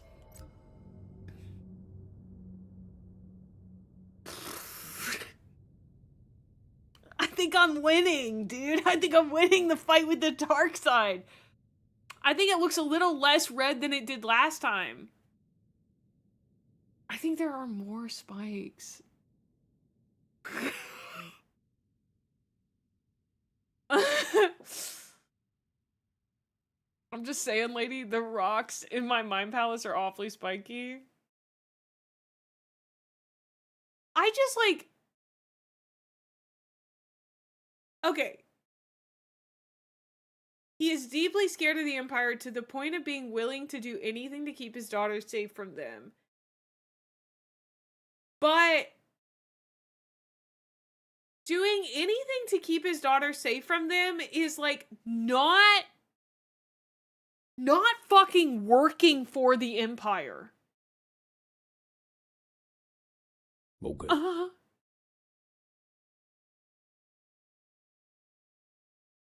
Okay, I'll say, since we're talking about it, I think the turning point for Bode really was the idea of the hidden path using Tanalorr. Why was that such a big fucking deal? He would have had literally... It would have been a planet of fucking Jedi to protect him.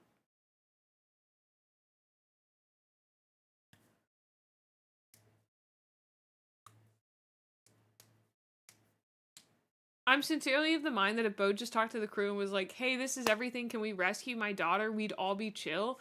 Yeah. I understand that, like... But I don't... Yeah, the Jedi failed before, but he's literally walking the tightrope of working for the Empire. This is the best chance he could ever have. And instead of taking that chance, he thought, I guess I'll just kill hundreds of people and make sure that hundreds don't have a future. It's like, it's just the magnitude of the choice.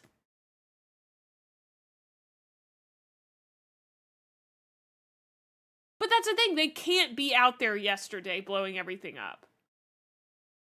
I just can't imagine being that scared. I just literally cannot imagine being so scared of, but I'm not a mom. I'm not a mom. You know? Plus, based on the fact that head officer at the Imperial Outpost literally didn't even know the assault on the hidden path even happened, dude was surprised before you knocked him out. Hell, Bode probably could have snuck out with his daughter. He was really good at what he did. Never attribute to malice what can be explained by stupidity. True. Did I just stumble upon a TED Talk? This is an anger talk. This is a mad talk. This is a woman losing her fucking mind. Because she can't put herself in someone else's shoes. It's like, I try so hard to understand why other people do what they do because that's so difficult for me. Just like, on a basic level being autistic. So, when I truly cannot understand it, it just like, I don't know. True. Also, welcome on in, Ozark. I don't know. It's stupid. It's so fucking stupid that he did it. You would need that singular compass to get into the rift once you knock out the arrays. There could be no way for the Empire to get to Tanalorr, and Bode doesn't even know about the arrays. He's just stupid about this. Yeah. Bode lived through the Purge. He lived through his wife's death, which he blames himself for. He cannot lose his daughter. Nothing else matters to him at the end of the day. I think this is where I fundamentally cannot understand Bode, is that I would never place my life or the life of a family member above the life of hundreds, even a dozen people. Do you know what I mean? I just, like, that trolley problem is so easy for me. Because, like, especially in a world where it's like these people are the ones who will affect so much change. I don't know. I just cannot in any world imagine elevating myself to that level. I think I've come a long way in terms of valuing myself. This is not a, like, you know.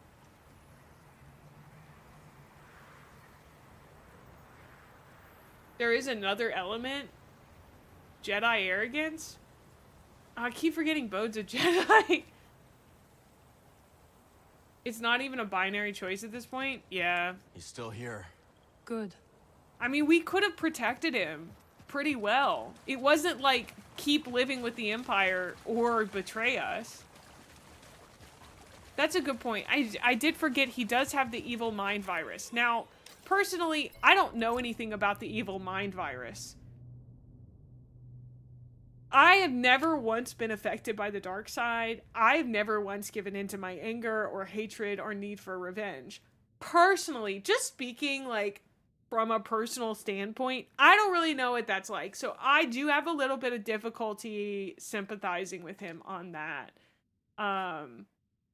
Like, all in all, Huthor, I appreciate you and others who are like trying to explain how his brain works. I just will never actually be able to put myself in his shoes. Logically, I think I understand what they are saying his motivation is. It is really difficult for me to believe that someone can feel that way because I've never felt even remotely close to that, which is a blessing in and of itself. I'm really glad I can't understand what Bode is choosing to do in this situation. Absolutely. At the same time, I'm crashing the fuck out. You know what I mean? I don't know. I'm not trying to say that Bode has a point. He doesn't. But I think his fear is making him so narrow-minded, so all-consuming. And you have to remember that he also has a metaphorical force making him more selfish, more scared, more hate-filled. Yes. Okay, just so that you know, here's what happened, Druid. This guy... There's a guy in this game that you hang out with and who helps you on missions. He has a kid. He betrays you so that he can take his kid to this planet all by himself without anyone else. And in betraying you, he kills a lot of people. And it's a bad choice. It's like a really bad choice. I think it's taken me no less than an hour of real-time talking this out with my chat, for me to even begin to say that this wasn't a bad writing choice. Because in my head, I'm like, that's so fucking ridiculous. It's gotta be a bad story choice. But I think, like, I'm coming around to the fact that it's not bad writing. I need a lot more explained about it than than the game is giving me, if that makes sense. Like, I just really needed to talk it out to understand it. Otherwise, I would have been like, what the fuck? This is so stupid. Do you know what I mean? I think it's okay to feel that way when a game gives you something, you know? But I'm glad that we were, like, able to talk about it. They made an irrational character and we're mad he's being irrational? Yeah. The argument that his mind is being warped by the dark side has merit to it. Based on everything I've read about the dark side from lore, games, extended universe, etc., the dark side has an extraordinarily profound effect on those that begin losing themselves to it. Yeah, I mean, if I were to dabble in the dark side, it would be fine because I'm built diff. But, fear leads to anger, anger leads to hate, hate leads to suffering. Isn't there a song that has that too?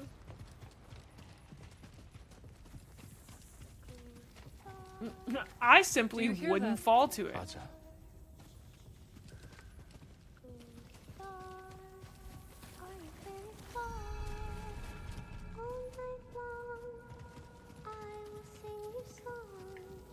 Yeah, what's he gonna do? Raise his kid all alone on this planet? Star, hiding in the night. All your friends are oh so bright. When the sky is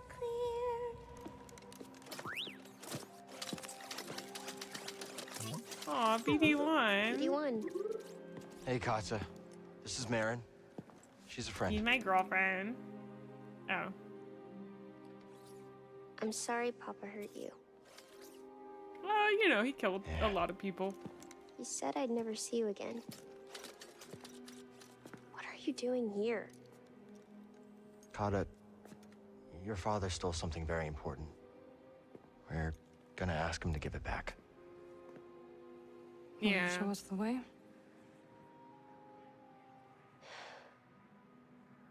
Okay. Dude, Kata's selling her dad out so fast because we were nice to her. Hey Kata, me and my goth GF are here to kill you and your dad. Here. It's dark and lonely. Yeah. I bet your dad's kind of mean You too. don't have to be afraid. I don't think she likes her dad either. Better?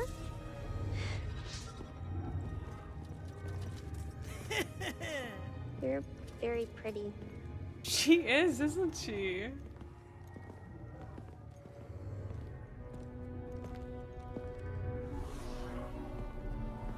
I'm very sad for her, yeah.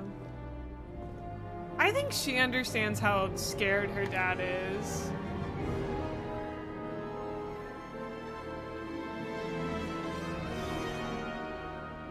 What is my opinion on Anakin's fall to the dark side? I'll be honest, not super fresh in my head. Let's talk about it after this cutscene. I'd love to, actually. You look so tired, dude. Kata! How did you get here? We used the fucking arrays on the planet.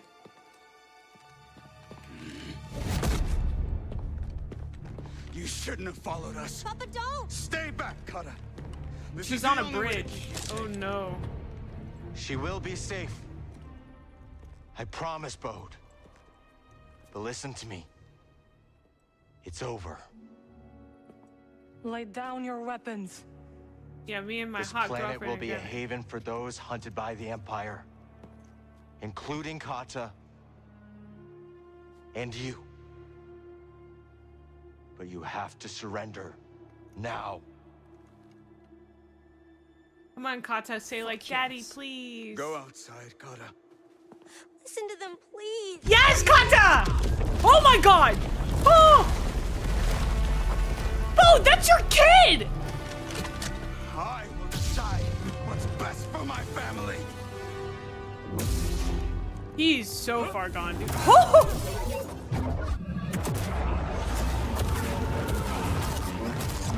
Excuse me, Marin. Excuse me. Let me just dark side real quick. Just don't ignore this, Marin. Stayed out of this. You didn't see me do this. Don't touch her, you wretch! You cretin! I will strike from the shadow. Oh my god!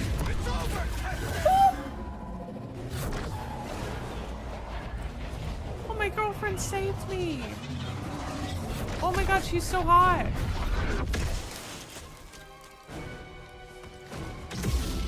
Oh, hey, we don't know what they do in the bedroom. Oh my god.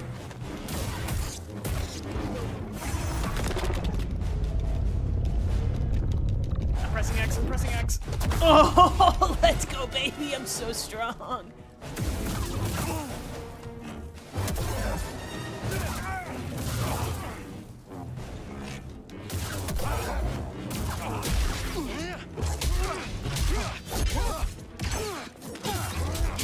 Oh no, is this gonna be another one of those fucking fights where even though I win, I lose?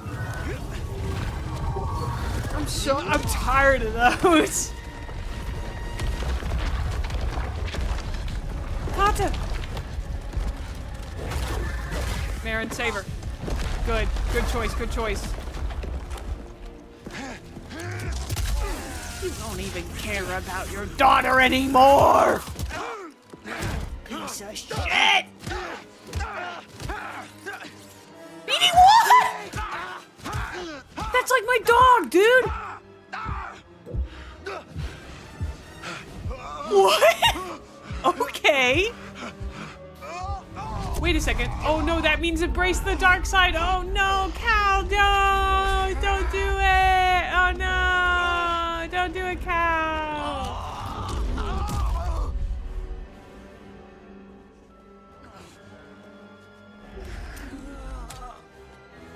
No, Cal. No, I did that. Okay, thank God it's still green.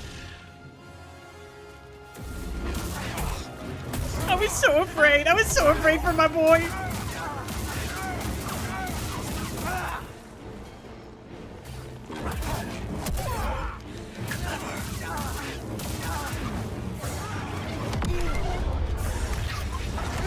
Oh my God.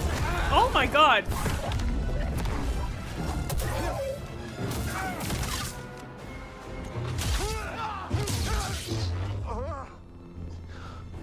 I'm sure it sucks. I'm Grandmaster. Don't put this on your daughter. Take his head off. We know what it's like to grow up alone. Please, listen to them, Papa. All right. I don't When the fucking Empire trust her. comes, will you be able to protect my little girl? More than you can. I'm sorry, Kata. I tried.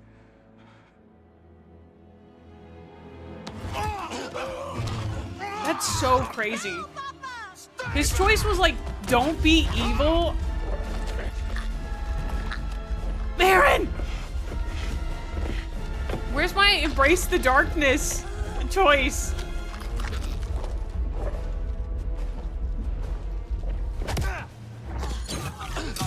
Yes!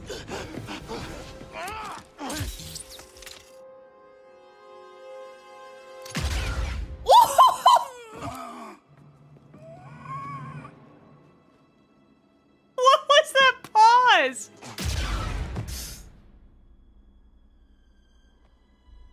That's crazy.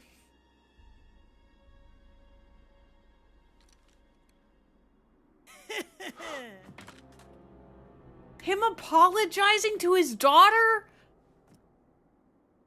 God, that guy was messed up!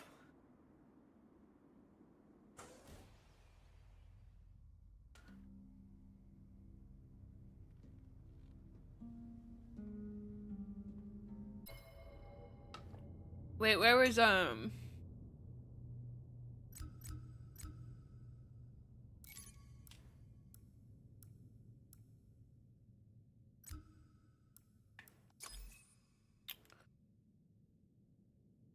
Boda Kuna has betrayed everyone to keep himself and his daughter safe. Revealed to be a Jedi who escaped the Jedi Purge, Boda attacks with both his blaster and lightsaber, taken from Dagon's fallen body. Years of clandestine operation have made him a most unpredictable and lethal warrior. Bode gave Cal that gun. Oh yeah. Oh, that's cool. The double tap is important. How are you feeling? No, that's so cool. Better. Thanks. I don't know, it tells you he's smart. Good. We should speak. I love her. I was not much older than you when I lost my family. Marin. For many years I carried this pain. I did not want to feel better. Why? I thought if I let go of the pain, I would be letting go of the people I loved. But I was wrong. And one day, I met someone who also lost his family. Together we found another way to survive.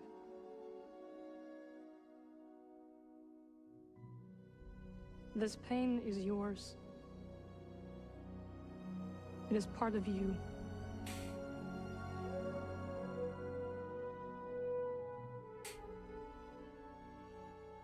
When my mother died, it changed Papa. And me too, I guess. Yes. But it does not have to define you. And you must not let it consume you.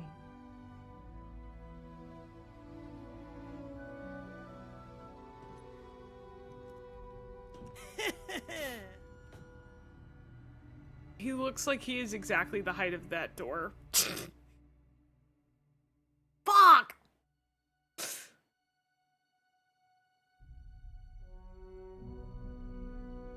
We look like the saddest family in existence.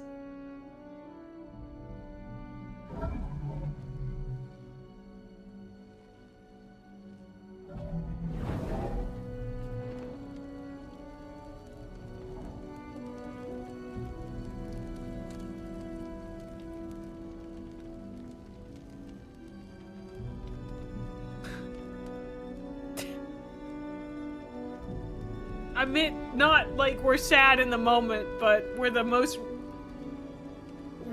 bunch of misfits.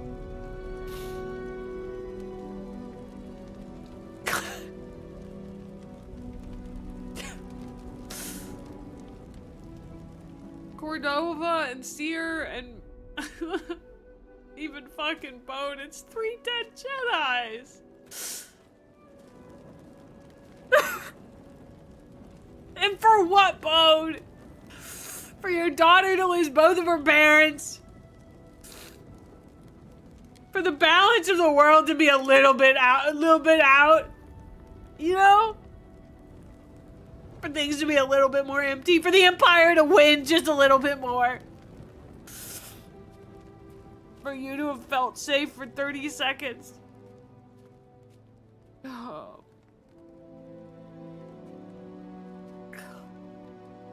If I was Cal, I'd have to have like a crash out about Bode for a week and then I could talk to Kata. Oh my god. Burning her doll on his pyre just fucked me up, dude. True. Oh, fuck. Dude, when they do Jedi 3, they better not be like, the Empire has found Tanalorr, and now they're killing everyone on Tanalorr. I can't handle any more death on Tanalorr. Oh my god. I am legitimately crying.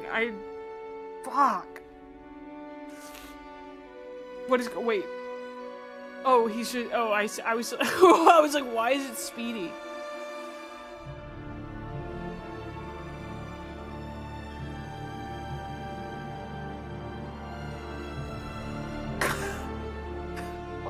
tell. I know that everyone around you dies, babe, but we've got this, okay?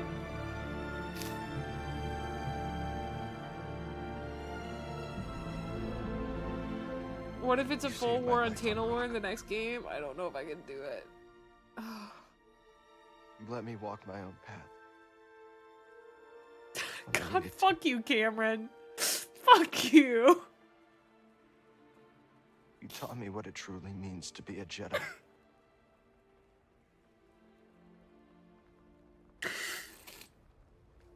Now you're gone.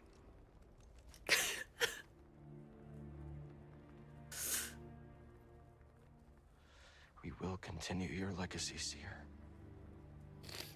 Oh, God. We will build something that can outlast the Empire. I promise you that. I promise. Holy moly. But I'm scared. Shut up. I almost lost myself. I don't know if I'm ready. I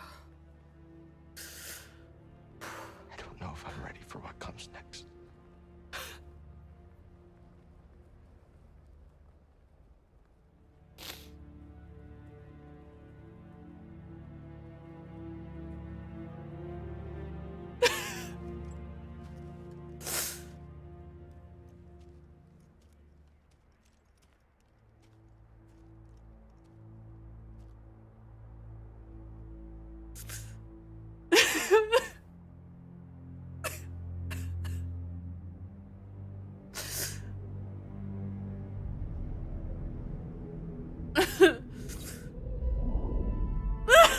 No, stop.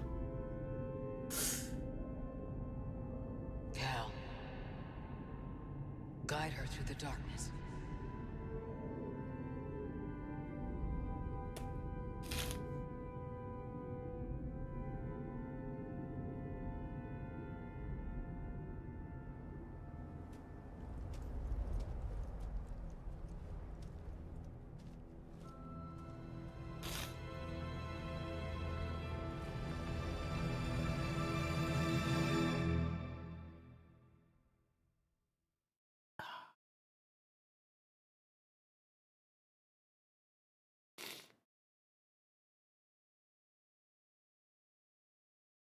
Fuck. Fuck, dude.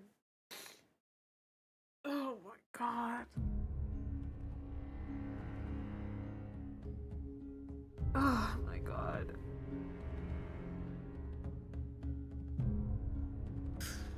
Oh.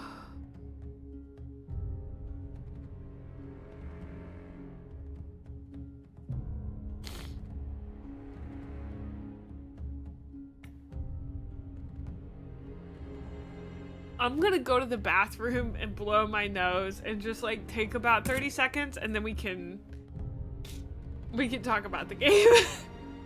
So just hold on. Okay. Okay.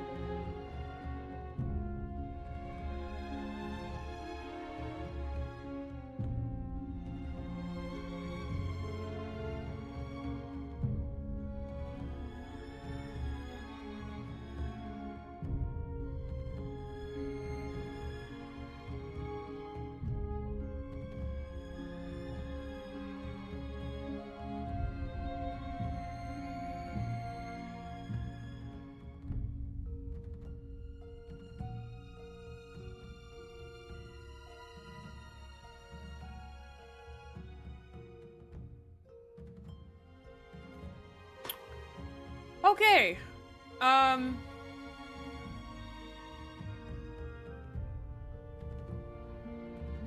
Thank you. I'm happy to be back. I'm sorry for anyone that was in ads.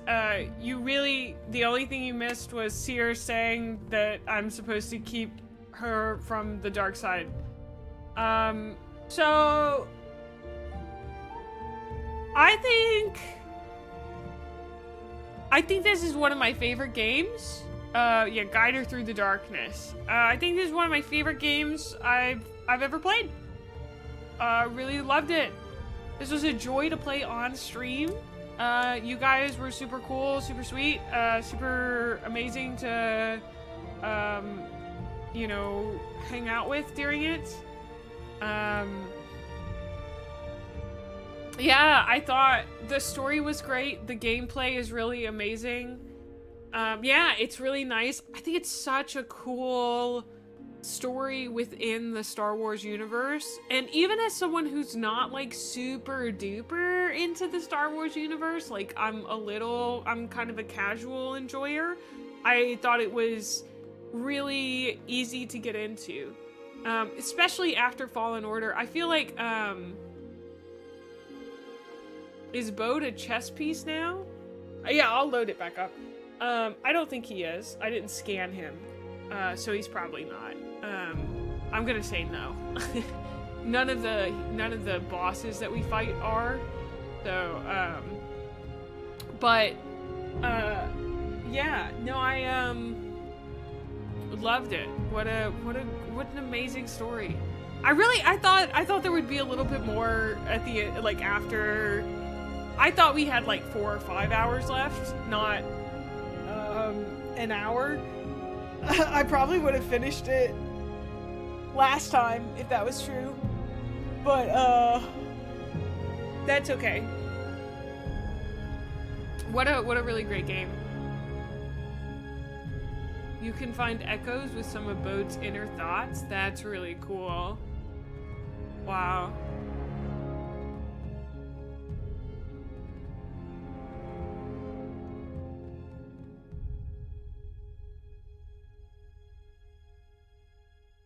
There's still a bunch of exploring left? True. Wait, really? About what?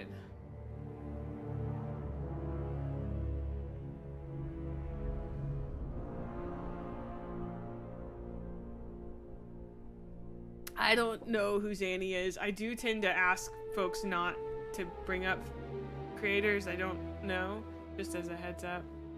There's an interview with Deborah Wilson's here about the scene where she dies held by Cal, and she talks about how she felt his tear on her cheek. Oh, it's okay. I don't. Here's what went through my head was I'm playing this game, and you said like, oh, watching someone else play this game was really funny, and I'm not really sure what that means. I think is the best way I can describe the feeling that I have, which is like, oh, okay. Since you weren't like comparing it to my playthrough or something.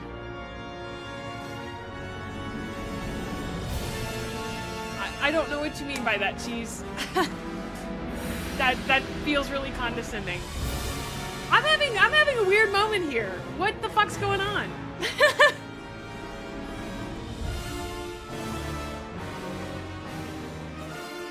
Yeah, the music's very intense. Maybe it's that.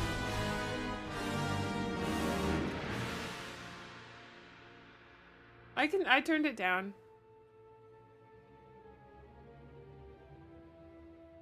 Sorry, I wasn't like, oh, do you think I'm funny too? It was more like, it's kind of weird to bring up a random creator while I'm playing it. Yeah, I had just chatting on because a chatter asked me to do that for drops. Yeah, that was on purpose. Yeah, I'm sure some of the interviews are cool.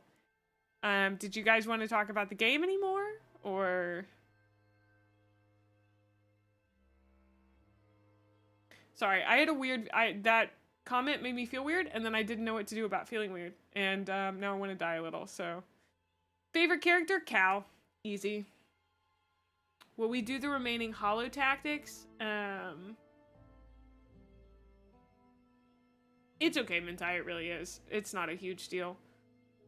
Aside from Cal, I don't know.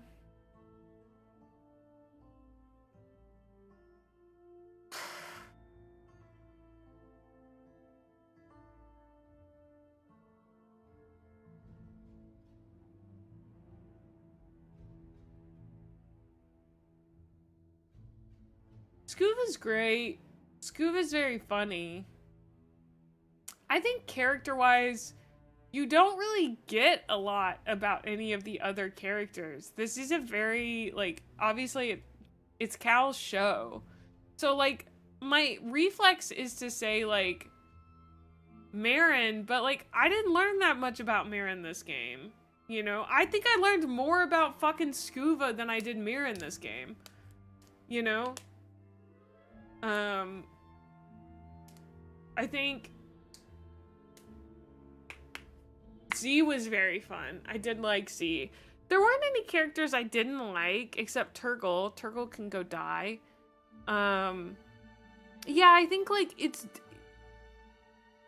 they're all interesting characters that do interesting stuff within Cal's, like, story. Another character I'd want to learn more about. I think Grease is really fascinating. Yeah. Ravis was interesting. I don't think I favorite villain or boss. I think probably Dagon Gera was very cool. I think he felt a bit like he showed up at first and I was kind of like, okay, sure, whatever. It was like, oh, it's a guy, suddenly he's a fucking problem, I guess. He kind of came out of left field, even though, like, I totally understand that he's essentially the mummy's curse, you know? Yeah, I think his boss fight was probably the coolest. The only thing that I didn't like is that they had me do a, like, where would I go with Jedi 3? I think I would let Tanalorr be. I think I would not do anything about Tanalorr, personally. I think I would have that be the good thing in Cal's life. And then, yeah, I would have him doing stuff away from Tanalorr. Because I think if they had Tanalorr... Oh, no. I think that, yeah, maybe we could do some weird shit with Tanalorr. But that's the thing. I think that these games have been... Like, if you think... Okay. Think about this. Think about this for a second.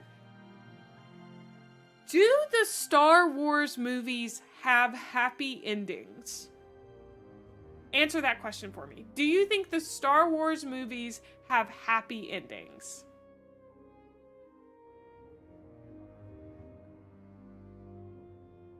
The OG ones do?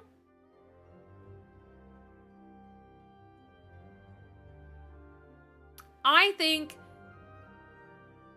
Yes. I think that a bunch of them have happy endings.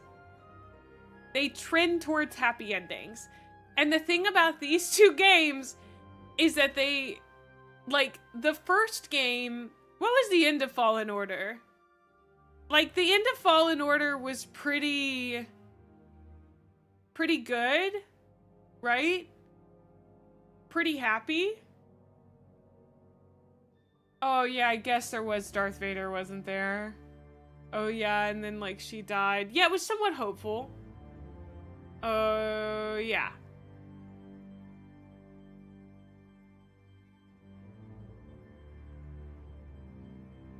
Right.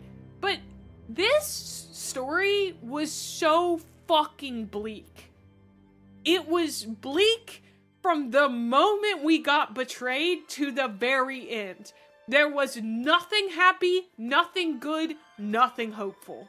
We have Tana lore, but the game did not end on a happy note. The game ended with a word of caution. The problem is he's kind of doomed by the narrative. You can't have many active Jedi by the time of episode 4, and this takes place before episode 4. I think it's fine that, like, if he's the only, like, active Jedi that, like, if he's one of very few active Jedi, but, I mean, we gotta think about what constitutes an active Jedi, too. Yeah, unless they're all on Tana lore, you know. Classic middle part of a trilogy, darkest hour ending, yeah. But that's what I'm saying. All I'm saying is that narratively, I would have 3 end hopeful. Even if, and hear me out on this, I would consider having Cal die. But it has to end with Tana lore becoming a hopeful new place for Force sensitive. Tana lore has to survive if Cal dies, and if Cal stays alive, Tana lore can blow up. Yeah, all the Jedi just bugger off to Tana lore and stop participating in episode 4. This does make me want to rewatch Star Wars. Ha! I don't know, that's like... That's how I would do it, personally. I would probably have him... I think that... Here's how I would do the narrative.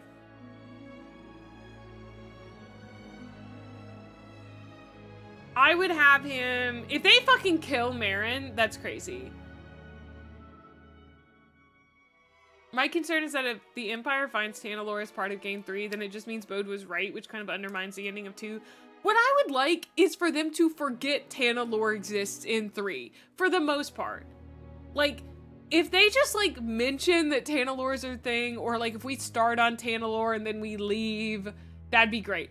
Forget Tana lore. I know this sounds crazy, but, like, just don't talk about Tana lore and it'll be great. Just don't talk about it. Just don't worry about it, dude. I think that would make the game 10 times better if they just didn't worry about it. Because, like, basically, yeah, I would have Cal go out in the beginning of the narrative, and, like, the first part of it is him and Marin, and, like, there's this scene, and she's like, Cal, this is our 3rd planet in as many days, and look at him! She's like, this is our 3rd planet in as many days, or like our 15th planet in as many days. It's very similar to the start of this one, where, aren't they looking for Force sensitives in the beginning of this? Or they're, like, trying to fight off the resistance, right? But, see, in 3, we start 3, and they're basically right back to the beginning of what they were in 2, except Cal is a little bit, like, more chill, you know? I can accept it becoming a semi-developed home base for all those hunted by the Empire. Yeah. And, yeah. So, yeah, and maybe Kata's, like, grown up a little bit, and she's helping, and... Maybe we play the first section as Kata on one of the planets, and she's going to, like, you know, she's kind of gotten away from Cal and Marin and is doing her own thing. Maybe she's, like, 16, 17, she's, like, a young adult, and we, like, come back, and we learn that Cal and Marin have been spending this entire time, like, looking for Force sensitives, but there are way less than they think they are. They think there are on the planets. Like, they're really hard to find, and they're starting to lose hope in the mission. And, like, then they find out that, like, Kata is able to sense other Force sensitives. You just want to see mature Cal? Don't even talk to me. Yeah.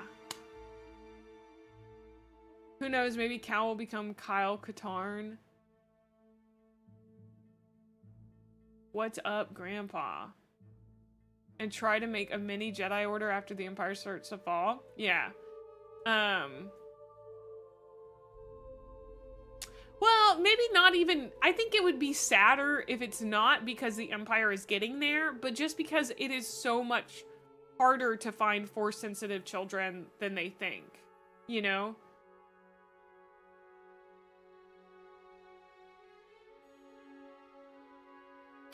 This may be controversial, but what if we play as Kata for fresh start progression and occasionally Cal for that power trip?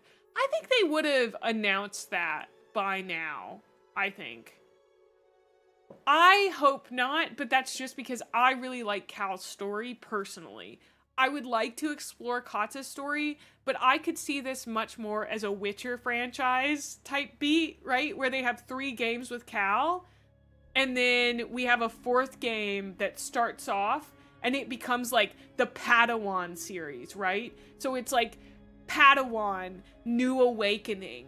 And suddenly you're playing as Kata after Cal's story in the 4th one in the same way that you're playing as Ciri after Geralt's story in the 4th Witcher, right? Wouldn't that be fun? I think that would be so cool. It'd be nice to see him grow into a Jedi Master as he grows. Yeah. I think, like, he is still pretty young in this, you know? Yeah, that would be nice. There aren't any Jedi on Tatooine, yeah. Like, wouldn't that be so fun for the 3rd one to be, you know, we wrap up Cal's story, but Kata is much more involved, and he starts to view her as his daughter, and maybe... as we do, he, unlike Bode, so as a foil to Bode, Kata and Mirren are his, like, the reason he doesn't turn, you know? Yeah. Oh, okay. I don't even know who the fuck Kyle Katarn is. I didn't know there was a guy in Star Wars just named fucking Kyle. That's crazy. They just had a guy named Kyle? Also, can we talk about the bit in the ending sequence, this pain is part of you, but you must not let it consume you? We have a guy called Luke. I don't know, Kyle seems so... He force punches drywall. Now, the big thing I was thinking of was that episode 4 happens in between and now Cal is trying to join up with the rebellion. I think that, as Huthor brought up, Cal is gonna be somehow... This is gonna baffle you. I think Cal's gonna be sadder than he was in this one. And let me tell you, that man is already very sad. So, like, we're gonna be dealing with a man who is on the precipice of becoming a Jedi Master, who is currently dealing with the fact that he is just so tired that, like, dude, if they kill Marin, he's gonna fucking lose it. Cameron did act his ass off in that last cutscene. I think that's part of the reason I cried so hard. You could fucking hear it in his voice. But, yeah. I don't know. I think it would be... Unless they're going for, like, an actual, like, Cal is a true foil to Bode, I don't think they're gonna kill Marin. If they kill Marin, the rocks in the Mind Palace are gonna be very spiky. Yeah. Yeah, I mean, I just, like, I would be very disappointed if they just, like, killed Marin first thing in the 3rd game, because we don't get very much development from her in 2. I would like to,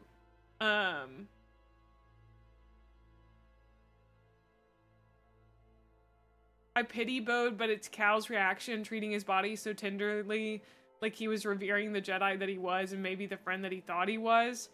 I think, yeah, revering the Jedi that he could have become. Like, I think that one of the things that makes Cal so sad is that he sees so much potential, you know, in everyone around him.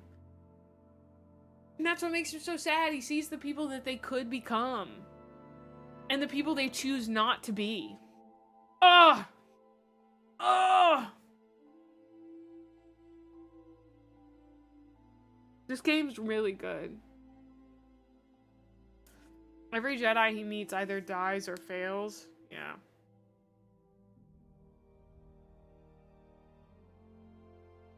Yeah, I think next game is going to be very focused on, I hope, finding Force sensitives across the galaxy, and then maybe he gets caught up in the very beginnings of the rebellion. You know, I think that would be really cool. Somebody mentioned that earlier as a possibility. I think that would be super duper sick. Yeah. Because then, like,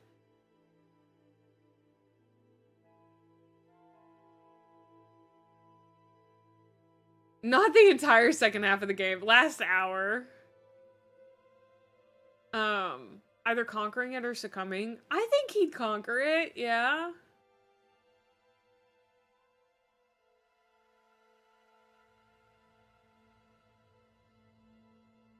Or I could see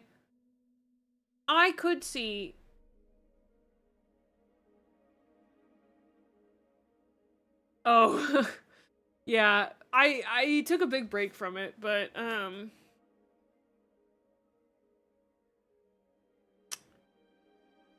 listen, I could see Cal falling to the dark side and then us having, like, him falling to the dark side and then running away to a planet or some shit, and then us as, like, Kata or Marin having to go and get him. I think the next game will be more hopeful / forward looking. It seems a natural progression. Fallen Order was about Cal's past, and Survivor about how he lives, so 3 might be about the legacy he wants to build. That's what I'm hoping. I'm so hoping. I can see Cal giving into the dark side and then throwing himself at something he cannot win against. I get that vibe. Yeah, and then him having to be saved, and when he is saved, being able to, like, find his way back. Like, I could see him having a redemption arc. Truly. I think, like, Cal wants, like, I think that would be... I think that would be a really beautiful thing, almost, because Cal wants to save everybody, right? Then he can die and pass on the generational trauma to Kata as his Jedi. No, he doesn't die! No! In my version, he lives as... He doesn't, like, he doesn't die in his redemption. I mean, like, he turns his lightsaber white again kind of redemption. You know what I mean? I think he could do it. I think he could do it. Oh, is AK still here? AK, are you still here? You wanted to talk about Darth Vader, right?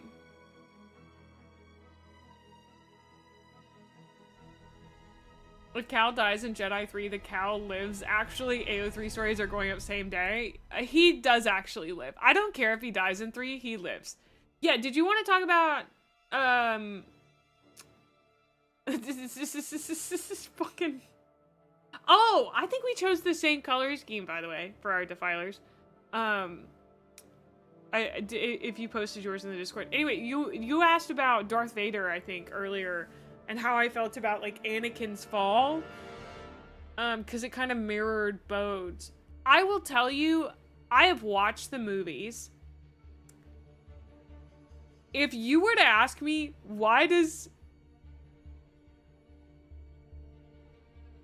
Cal dies, but he lived actually and decided to leave and get married to Gremlin Mae. Oh my god, you're so right. If you were to be like, hey, Mae, why did Anakin fall to the dark side? Here's my actual legitimate answer. It's because he got thrown in a pit of lava. Something Padme?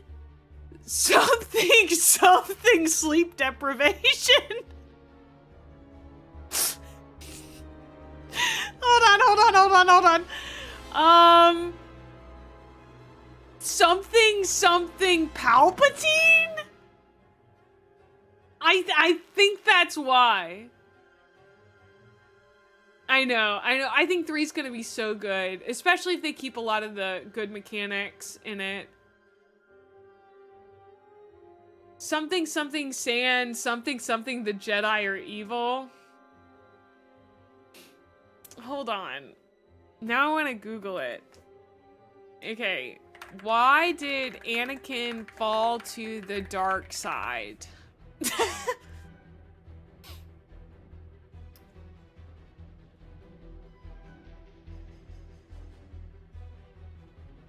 Should I look at theorysabers.com, /film.com, or the Hollow Files?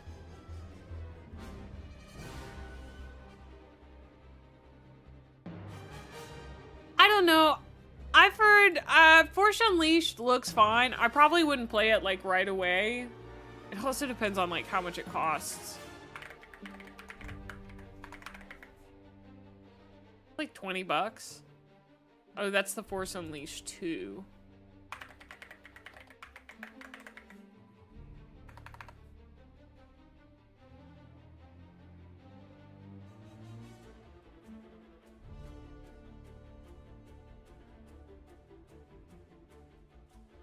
It looks goofy as all get out. Oh, dude, I could buy the entire complete Star Wars bundle for $206.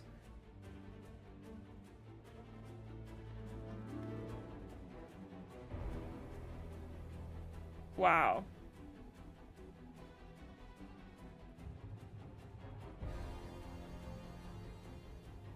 I'll add the first Force Unleashed to my wish list.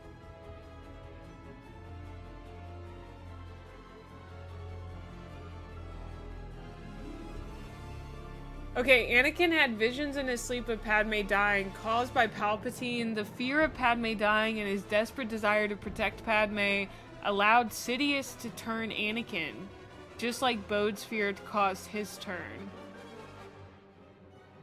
Yeah, you know, reading that, I'm kind of like, yeah, it makes sense. Padme's really, like, hot.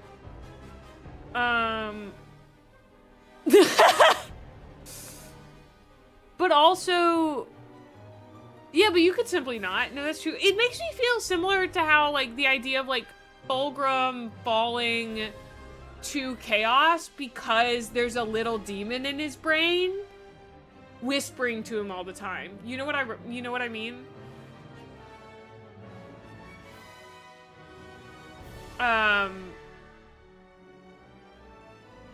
That is true. Oh, that's cool. You got Pichu? Nice.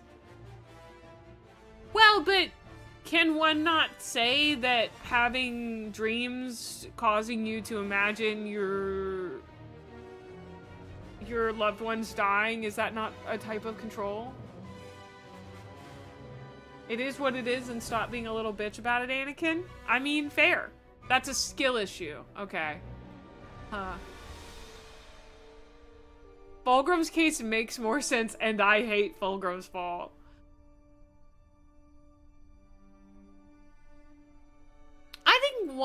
I always imagined that Anakin fell because of pride. Does he not fall because of pride?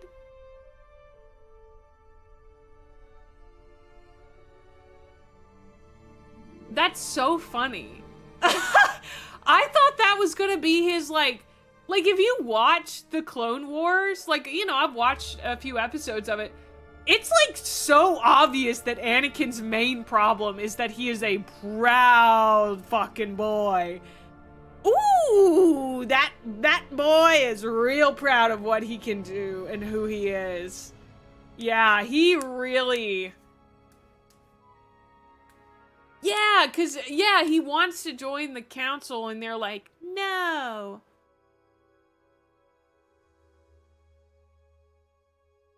Interesting. Anakin is really good at fighting. Yeah. Do people ever just like say, that's a silly reason, I came up with my own reason? Because in my head, I'm gonna forget that you guys told me why he fell. And I'm just gonna imagine that it's something Padme, something Pride, something Jedi Council.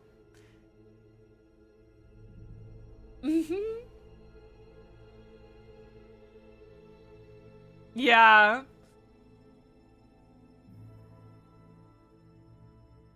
Ah, true.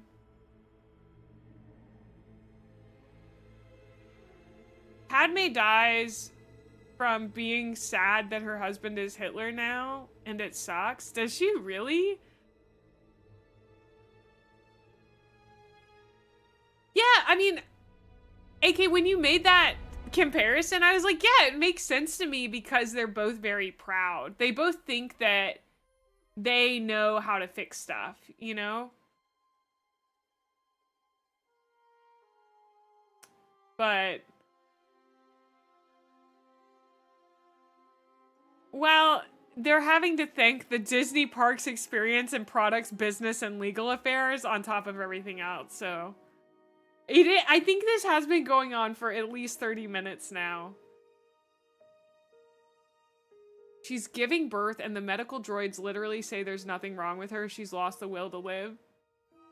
Hey, do you guys want to know something like so funny? I read she's giving birth and in my head I went, Anakin has a kid?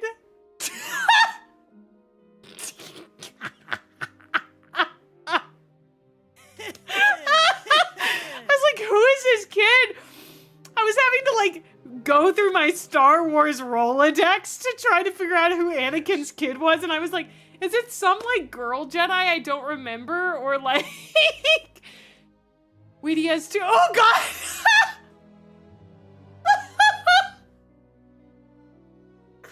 No!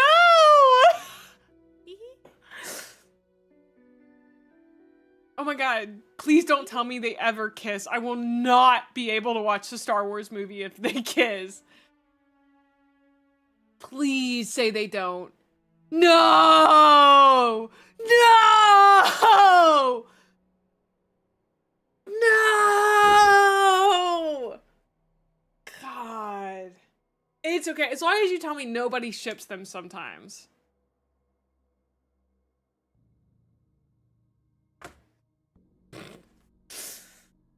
Anyway, I did legitimately have a moment where I was like, who's Anakin's kid? That's crazy. I did have to think hard about Leia. It is funny when like you know something, but it takes your brain a minute to like connect it. Cause like if you were to be like, Luke Skywalker is Anakin Skywalker's kid, but for someone to be like, when Padme was giving birth, I was like, who's Padme's kid? My favorite part of Star Wars was when Luke kissed his sister and fist bumped the air saying, greasy money, baby. This is why it's hard to tell what is and isn't a bit around here. I have a hard time telling, okay? I really do sometimes. It's because my brain just takes a second to connect some very easy to connect dots for most people. I like to think of it as like most information in my brain, I get to it, you know. Oh no, I definitely want to play Zero Company. I liked Zero Company. I need to do a few tweaks to it, but I don't know if I'll keep playing Jedi Survivor. I really do need... I need some kind of motivation. in the game. Unless there's like something really great.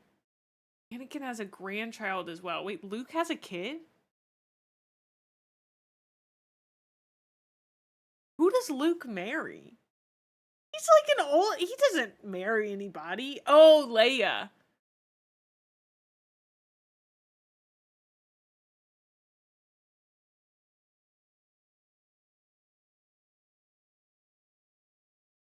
Adam Driver is their kid?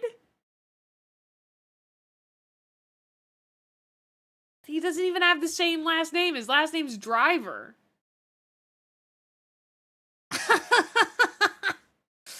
Oh. Wait, didn't he change his name to like Kylo? I know that's the actor. Didn't he change his name to Kylo Ren because like, I don't know, Bumblebutt Skywalker was like not emo enough or something? Yeah, because he's a massive edgelord. I don't understand people thinking he's hot. Ben Solo. Okay. Bumblebutt Solo, actually. Well, it's not exactly what. But this place is our home now. Yeah, agrees. 30 minutes of credits to get this! Yes, it is. Still got a lot of work ahead of us. It will take time to contact the hidden path. And find the anchorites. And build a saloon. I mean, the place is creepy, but it does have franchise potential. Mm-hmm. This belongs with you. Hmm. It belongs with all of us.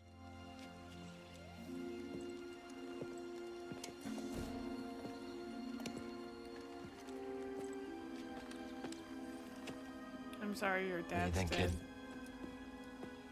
Should we give it a shot? Give what a shot? Yeah. Let's do it. Ah, that's the spirit. Oh, that's great. Come on, I'll bet you're hungry. I'll make you something to eat. Did you ever have a scaz stick?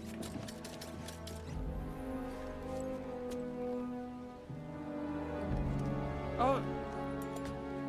No.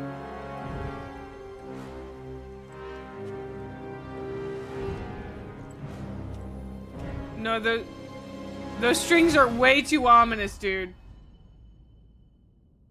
You have reached the end of your journey. However, the galaxy can be freely explored and there may be secrets left to discover. New Journey Plus is now available from the main menu. All stances and cosmetics from previous games will be unlocked, along with some new perks and lightsaber colors. Any skill points you will also carry over to your new game.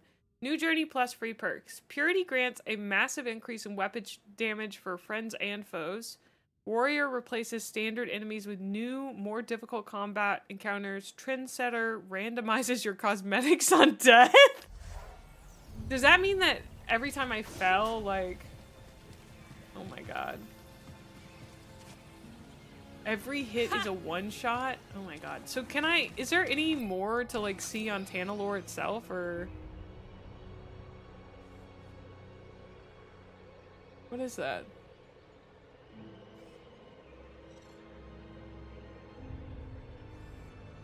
Like, what are those?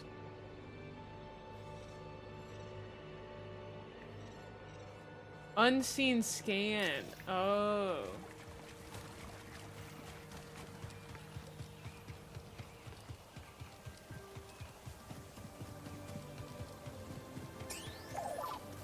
Scan it. It's lore time, baby. Overlooking a natural vista, Jedi of old often frequented this spot to clear their mind and find calm within themselves. So, like, they had a pretty established thing going on here. God, it's a beautiful planet.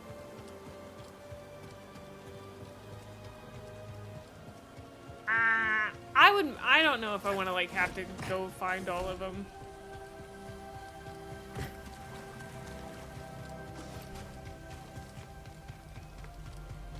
Does this end the falling survivors? I mean, if I fall again, you know, you can save it. It feels weird, because, like, now I'm kind of in a talky mood. But I think I'll keep exploring for a little while. Maybe. One for the road? Okay. I love that two of you typed one for the road. Okay, we'll go find the best spot. We'll go find the best spot. Okay. Well, since we're gonna be exploring, we don't know if it'll actually be the end. When you realize just meditate was the Jedi way of saying just pray on it, you'll understand. The goobers are a hive mind, it's true. Necro, that art you did of me and Froggy was really cute, by the way.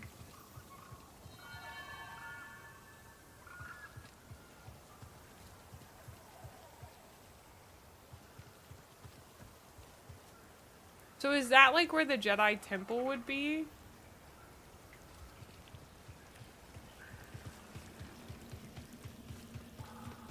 Necro continues to bully you? Oh, that's where it is? Oh. Whoops, I just didn't notice that. Oh. What is that, by the way? Did we find out what that was? That's not Bode's ship, you know?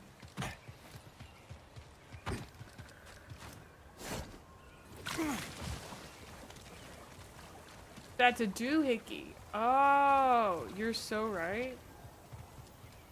High Republic era ship. Oh yeah, okay.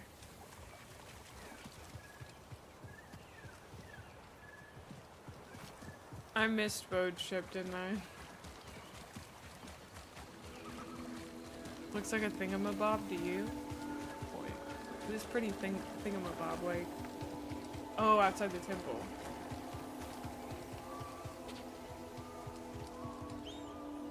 Dude, it looks like I could jump down there. God, it's a beautiful planet. I love that it just randomly sparkles. Hi, Northern Sails. It's just a beautiful environment overall. Absolutely gorgeous. I do hope they bring us back to Tanalorr, like, to start. I would love for it to be a home base similar to how the other one was. But I think, like, having us fight the environment like we did on Ogden Bogden or whatever that planet was called. Yeah. I think the planet won't... I think the water would be very good to drink. You said there's an echo around here?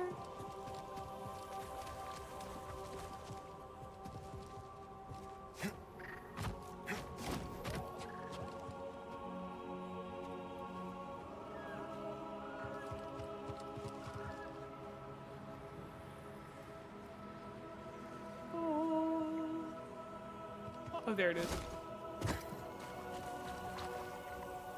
They got the choir singing. Show me your light. I've waited all night. Ghost star, won't you sing with me? Show me your light. I've waited all night. I'm tired. Won't you sing with me? Cal, you're listening to this man pour his heart out to his dead wife! Oh my god. That was crazy, Cal. That was too much. That was like so sad and kind of cringe. Fall back to the temple. The Nile are enveloping our position. Master Gera, that is an order. The Jedi, led by Dagon Gera, make their last ill-fated stand against the invading forces. Okay, so if the invading forces, if they were invading here, how did Dagon Gera get back to the planet in... Get back to the other planet in the soup?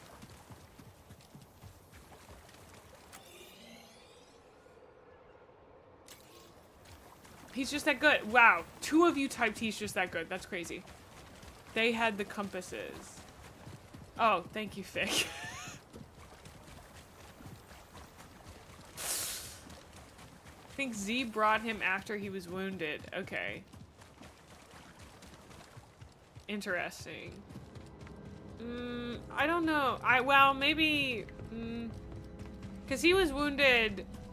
Wait. He was not wounded here. He was wounded back on the other planet. The invasion happened here, and then... Okay, yeah. The invasion happened here, and then they went back. Dagon was the first one who makes the trip through because he's built diff. Then when the Jedi retreated, they had the compasses to get through. Then they hid the compasses when Dagon turned to betray them. Yeah. Because what's-her-face cut off his arm. So true. Also, hi, Fig. Hi, Bacon. Okay.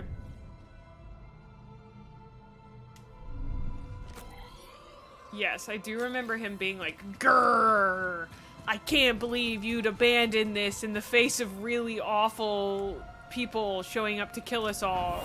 Ghost star, wonder where you are. Ghost star, are you very far? All night long, I will sing your song. If you watch over me. One of the people singing this song is dead. Hiding in the night. All your friends oh so bright. When the sky is clear, I can sense you near. Looking down on me. Ghost star, silent in the sky. Now I start to wonder why. Show me your light. I've waited all night. Ghost star, won't you sing with me? Guys, I have a diabolical idea that has nothing to do with this.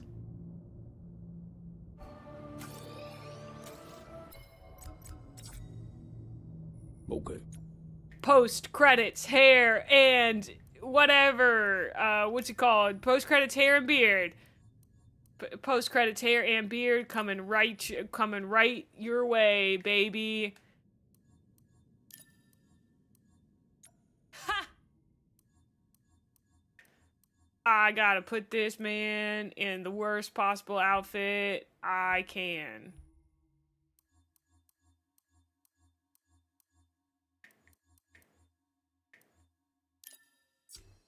Yep, I want him to look at this. Don't you trust this man? It's Kyle Kestis. Yeah, of course I chose a poncho with this.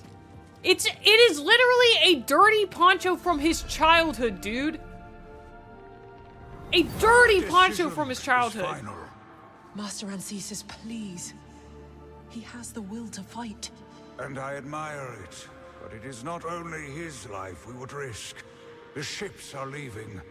There is no time. I suggest you both join us. Hey guys, can I... How safe is this space I'm currently in? How generous are we all feeling at this moment? 'Cause like... It's still a wood. It's still a wood. 100%. Like, this does nothing to detract from my attraction to Cal Kestis. The dirty-ass pink poncho it's giving dirty man vibes, and I like a good dirty man. Make a cow where it's not a wood. Okay, I think it's because I like the mullet on it. I like the mullet. It's a problem. Oh, the high and tight scares me. The slick's back!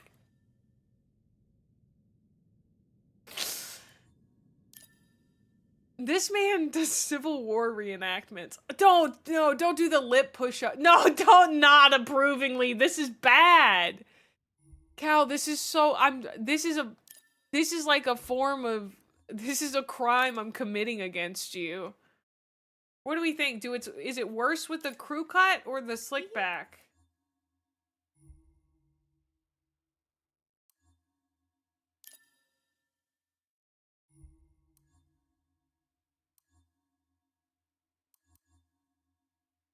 I'm sultry, balmy south.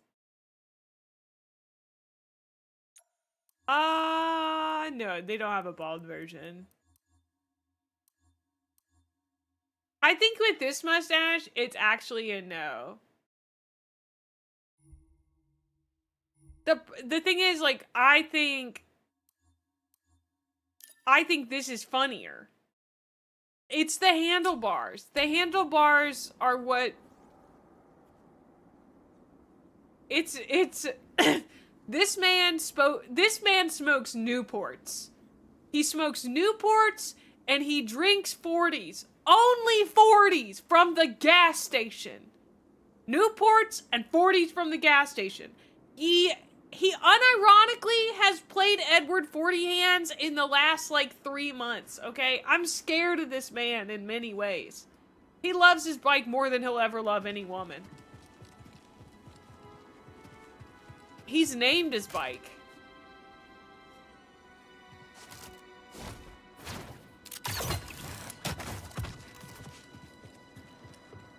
Can I go through here? What is stopping me? He named his bike after his mother. That's the biggest red flag I've ever heard in my life. That's crazy. Newports are a trashy type of cigarette. A 40 is a 40-ounce beer. He owns a truck, but he never got a license. Yeah, he says since he rides it around his dad's farm, it's not that big of a deal. But he started riding it into town, and it is that big of a deal because he doesn't know how to use the fucking one stoplight in the town he lives in. God, he's made... What's wrong with a 40-ounce steel reserve? Okay, there's nothing wrong with a 40 if you're under the age of, like, 25. I think if you're, like, 21, you've never had good alcohol, it's okay. We're shadowboxing someone here? I am. I knew these men in college. A Jedi edict on the foundation of the Temple of Tanalorr. The Jedi stand ever ready, watching over the galaxy. Wow. It tastes good. That mullet and beard reminds me of some old Dutch comedy clips called New Kids. It's essentially European trailer trash comedy. What about the Jedi edict of slamming 40s? Thou must, tape your hands, you must. I don't fucking know. Goobers.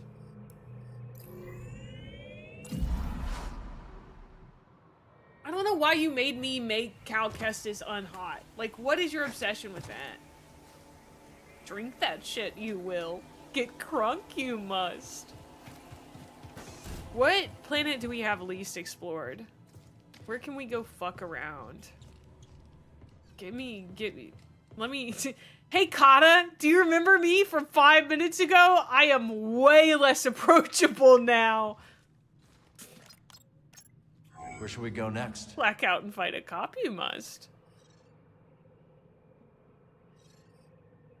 Shattered Moon is 96.8, 89.7, 97.8, and 81%. I think I'd rather go back to Kobo. Headed to Kobo's finest watering hole. Aww. Kata, you're gonna love Kobo. What's it like? She's already traumatized. Why would you do this? Everything grows there. It's great. Don't forget Pyloon What do you mean? Grease Am I traumatizing her? Is there music? Yes. And they love to take requests. Okay. I hope they have Trandoshan funk. That's my favorite. Kobo has Turgle, so this is the objectively correct choice. Y'all are crazy. Y'all are absolutely crazy. I think it's a testament to how good this game is and how much I like it, because I went, no, I'm not really gonna play anymore, and I immediately cranked this shit back up after the credits. I was like, well, yeah, maybe just a little bit more. Maybe just a little bit more. Not much, just a little bit.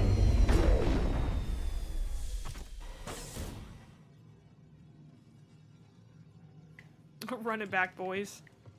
I immediately hit New Game Plus. We had half an hour of credits to take a breather. New characters or conversations are now available at Pyloon Saloon. Yeah. Actually, taking like a short break from your game to yap about the game is kind of nice. I find Bramlek fascinating. Whoa. Actually, put me in the front. Oh, there's still stuff I can buy, I bet. From,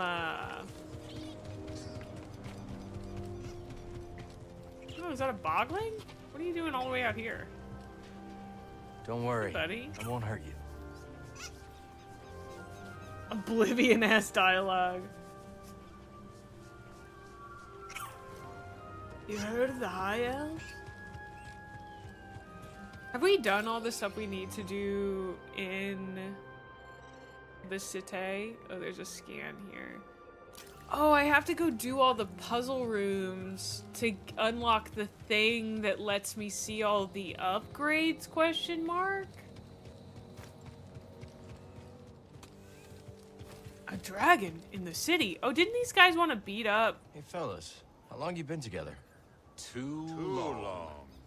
We were one of the first people here, and both tried scouting for Priorite. Had zero idea what we were doing. Couldn't find anything. Then I remembered I hate the outdoors. Stop. And I got a Violated the sunburn law. on my gastrodermis. Wait, Not is this fun. what Live Slug Reaction is Then from? I caught sight of the most pathetic, bumbling prospector ever to walk the planet. Rumsey Forlow. Me too. Of course, we both started making fun of Clumsy Rumsey. I laughed at Gulu Zingers. And I at Guido's. And we've been stuck together ever since. Because we shared something special. Rumsey was a loser. Still puts a smile on my face. All right, we have ads. I'm going to take a quick break, run to the restroom, get some snacks. BRB.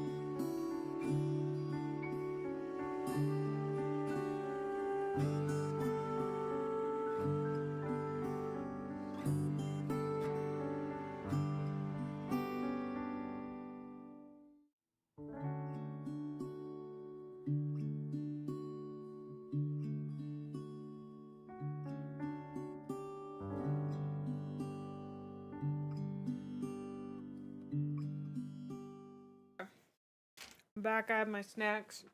And I realized I didn't have a Diet Coke today.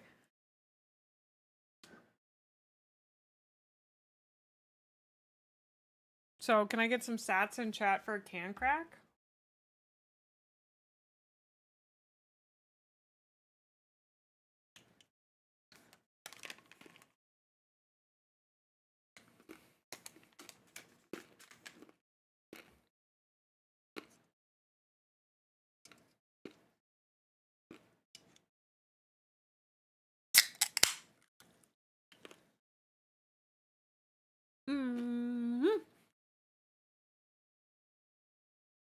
A little late, but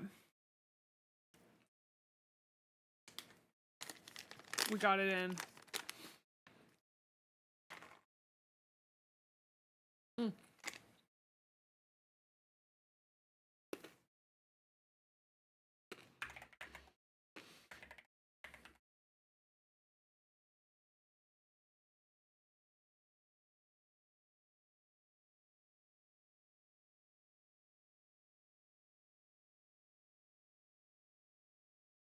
Sorry, I'm eating some nuts. Okay. Also, thank you guys for having such a fun conversation about this game. It's really great that so many of you have played it. And if you haven't, you do have opinions about the Star Wars universe. So that's really fun.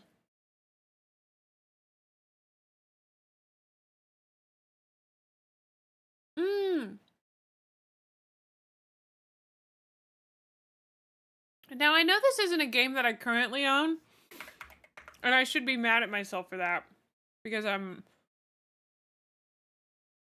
saying that I'd like to play it. But I do own Dune, the book.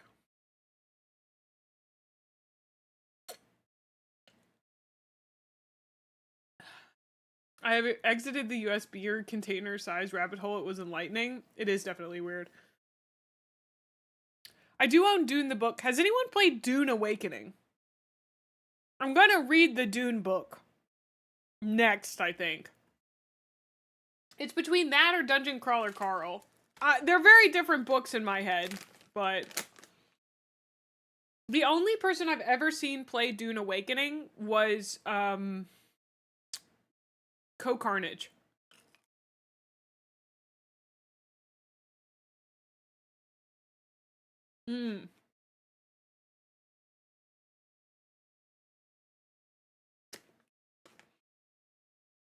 Good with friends.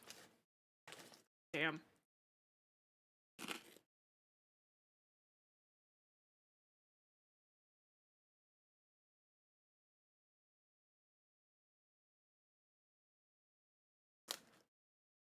Wait, 40K does this too? What do you mean 40K stole this from Dune, the book? Yeah.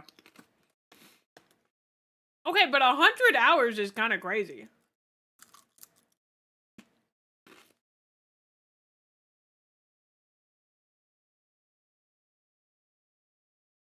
If I'm getting 100 hours out of any game, hi Nick.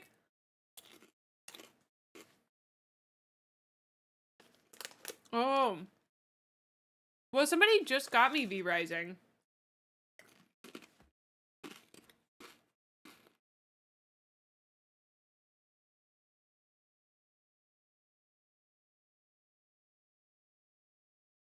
The other games I have are... I just got all the Telltale games. The Expanse, The Walking Dead, Beyond Two Souls, Heavy Rain, Batman, Fahrenheit. And then I also have Spooderman. And then I do have V-Rising.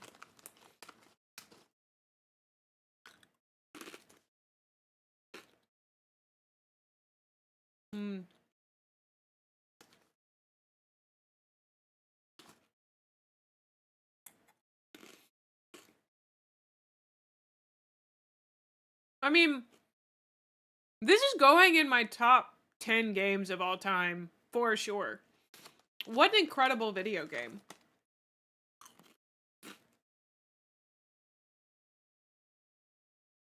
the emotional investment that I had in this game, like, I like Cyberpunk 2077, right? There are parts of Cyberpunk that feel emotionally big to me, but the reason I love Cyberpunk is because of the world and because of the gameplay, right? Those are the two big things for me. The world's amazing, the gameplay's super fun. The story itself, but it's not bad. You know, it's not bad.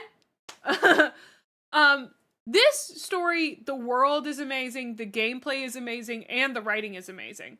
And Keanu Reeves, of course. It is always helpful in a video game if I find someone in it very hot.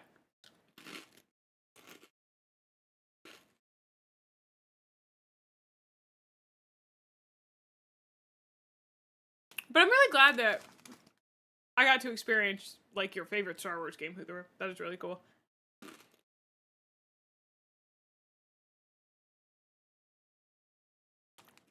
It's just, like, a really, really good game. It's, like, hard to beat. Overall. He's so sad in this game.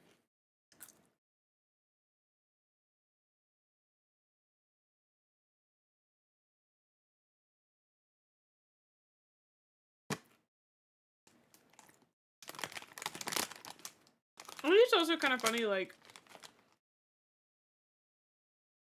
I don't know, I don't tend to find, like, super sad boys that attractive. Because they're super sad boys, you know?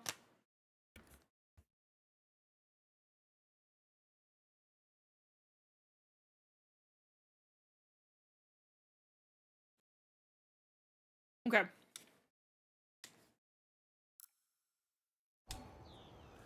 But yes, we're gonna have to figure out what to play next.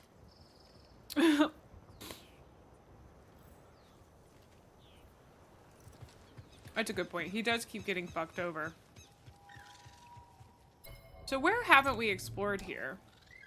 Let's take a look.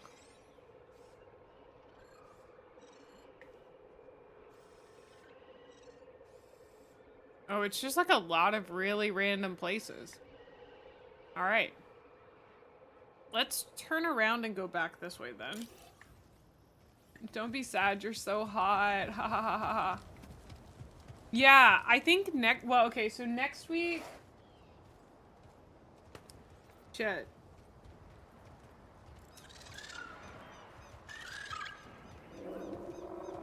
Okay.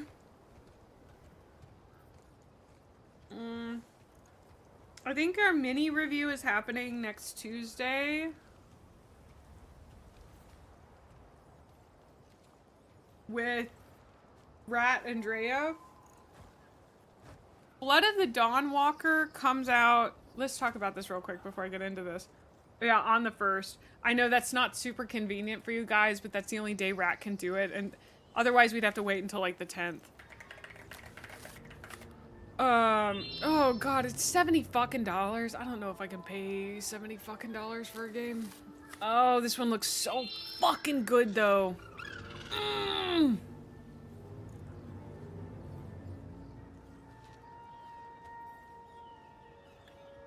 It's okay. We could push it off a little bit.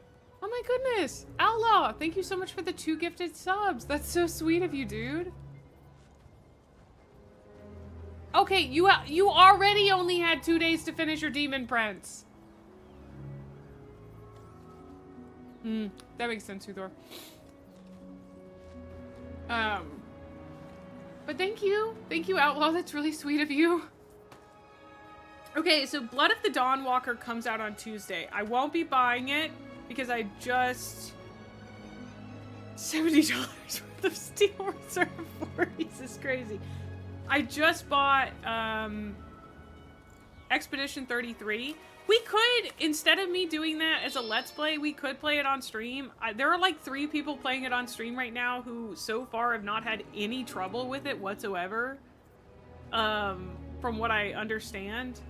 Because I've seen, what, Mochi,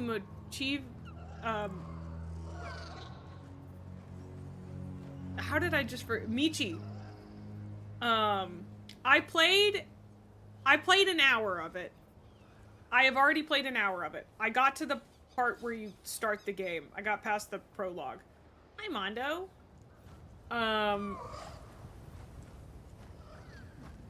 Well, I don't know. I already recorded an hour. You know? I already recorded an hour of it. Yeah. Dude. I don't mean to hype myself up. But no, it's okay, listen, it's yeah, I did not know what a gamage was. So I'm making fucking fun of the gamage for an hour straight. I'm sitting here going, "Oh, you're going to do this to me on the day of my gamage? Oh, on this, my special day of the gamage? On my gamage? I didn't know it was sad! I didn't know it was sad! So I spent like an hour being like, on this, the day of my gamage, on my girlfriend's gamage day? Oh! And then like, I start to figure it out. I'm like, oh, okay. I think everyone's really sad. Oh, I think the gamage might actually be a bad thing. I thought she was getting married for like 20 minutes. You know? I show up, she's with some people, I'm like, oh, the gamage must be marriage. Yeah, so I'm gonna put that out as a Let's Play. And it is literally just an hour of me not knowing what a gamage is. And then, like, I saw somebody say that they had, like, cried during the intro part, but I was like, I was so confused the whole time that I wasn't sad. Yeah! Well, I mean, at a certain point when they were like, hey, by the way, you're gonna go down to the dock. And I was like, huh. Okay. It's spelled Gommage. I don't actually know what a gamage is.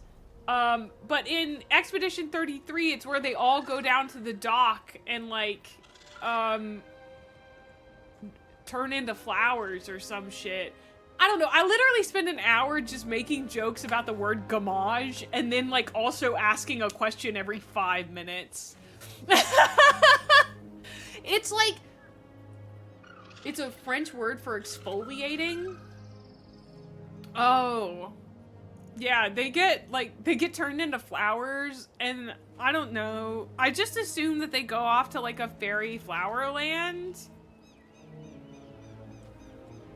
Yeah, they do get Thanos flowers, yeah. Yeah, to cleanse. So, like, what I understand about Expedition 33 so far with an hour into it is, number one, I'm a really hot guy because I'm voiced by Charlie fucking Cox. Can you, the Daredevil voices the main male character.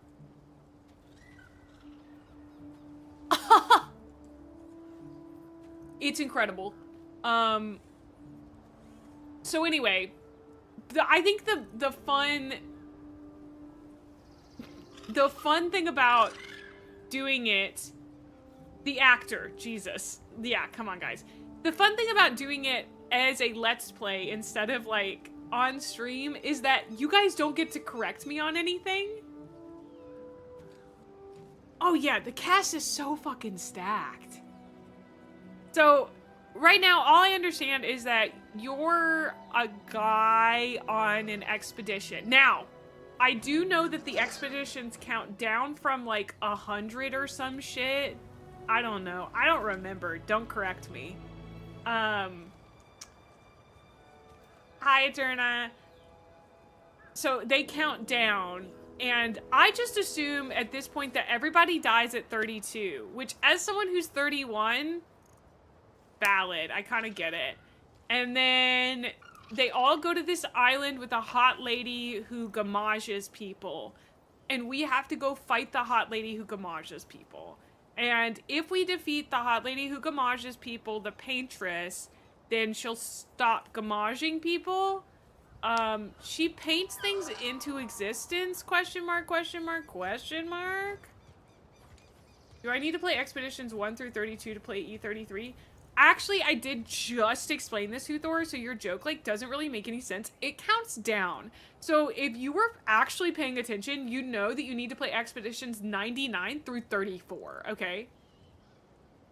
It's the hot lady who gamages people similar to the pain chair that causes pain. Actually, yeah, they're basically the same thing.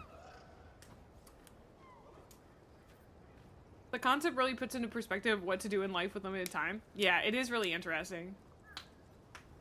The legendary VTuber rendition of the theme song. Oh, no, I haven't seen it. I didn't know they did that. It's a lot of like...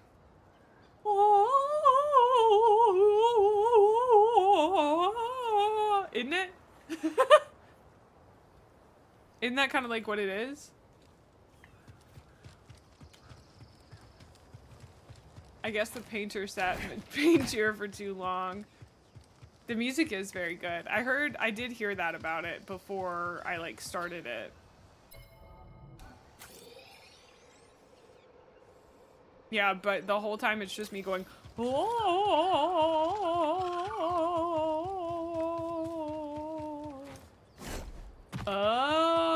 Oh, that's a stacked group. That's nice. Yeah, I could see that. Oh, but anyway, so I'm playing E33. The reason I don't want to pay $70 for fucking Blood of the Dawnwalker is because I paid like $40 for Zero Company and then $40 for Claire Expedition 33. So that's like, that was my money. That was my purchases for this month. I know Dawnwalker is next month, but that's so expensive. Maybe I will. I want to play Blood of the Dawnwalker. I don't know if anybody cares. I may wait. There was some battle music that used in the game that he considered just a draft. That's crazy. Oh, amazing news. I am dog shit at the parrying. I am just so bad at the fucking parrying. I did the like beginning section. I was like, oh, this is so easy, dude. I totally get this. Absolutely. Oh, amazing. Turns out, once we got out of the tutorial, so bad at it. Oh my god. Kind of crazy I'm like alive at all in that game right now. But yeah, I did the intro and then literally stopped right there.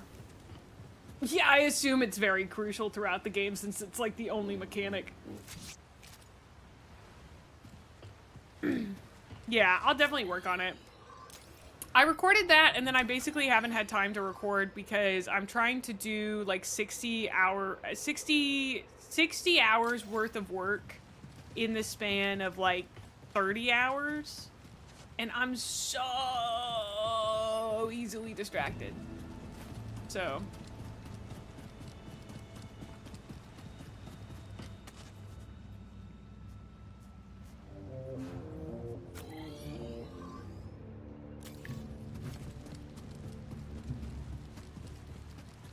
I'm going to wait on Dawnwalker. I hope it's good, but the amount that marketing has leaned into where X-Witcher devs has me worried.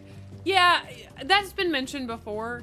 I'm still excited about the game. It looks very up my alley. How the fuck do I get over there?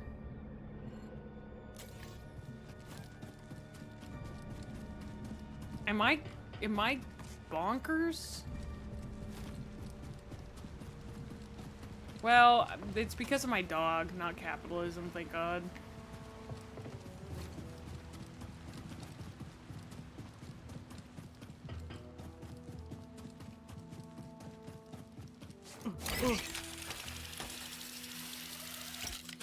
Maybe it's this way. Oh yeah, it is. Whoops. Well, because I'm trying to do all my editing on my own too. A lot of editing. The dog is capitalism. Yeah, Mosey is a capitalist. First you come by, disturb my peace. Now the raiders come to destroy it forever. Is something happening? I don't know. Things just don't seem right. Empire's agitated, which makes him dangerous. Okay. You just stay safe. Oh, I ain't going nowhere. I ain't risking my neck. What is this place? Old loading dock. Back from when things were busy around here. Don't get much activity anymore, though. Not since... Since what? No, it's nothing. Never mind. Feels like there's something about this place we should know. Mountain's not safe, stranger. I'd just watch where you go snooping around. We're not really the careful type. I can't tell. I don't know the accent. I think they're trying to be a little Irish with it. Trying to be a little funky. I guess I didn't do that guy's dialogue before. LOL. Oh no, one of my boots got wet! But yeah, I'm excited to play E33. I'll probably pick up Blood of the Dawnwalker after like a month or two, hopefully. Maybe it'll go on sale and I'll pick it up. It just looks like a nice RPG, but it's like Kingdom Come Deliverance 2. Like I already own Kingdom Come Deliverance 2. I probably should just play that first. I need to clear my mind. Because I think they're very similar. And then, oh, exciting. So exciting. I think I'm gonna do a rare Tuesday stream on the 22nd to play Night in the Woods. Or that, or I'm gonna do it as a Let's Play. But I really love Night in the Woods. It's one of those things that I think is such a great game. Really amazing, fun to play, fun to watch. Absolutely bonkers as a story. I don't know if you guys have ever seen anyone play it, but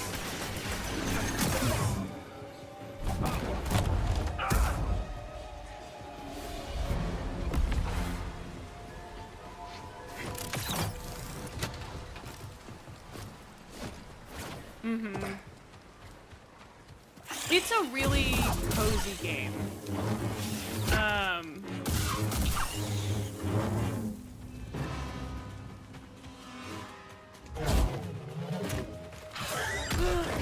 my god.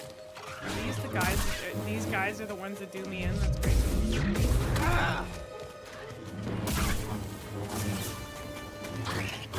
There we go. That's what I was going for. Okay. Right button, Y. That is not it. Right button, Y. Okay. Oh my god.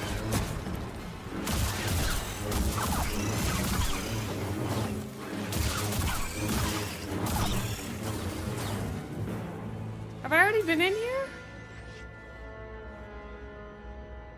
I already did that? That's crazy. When did I do that?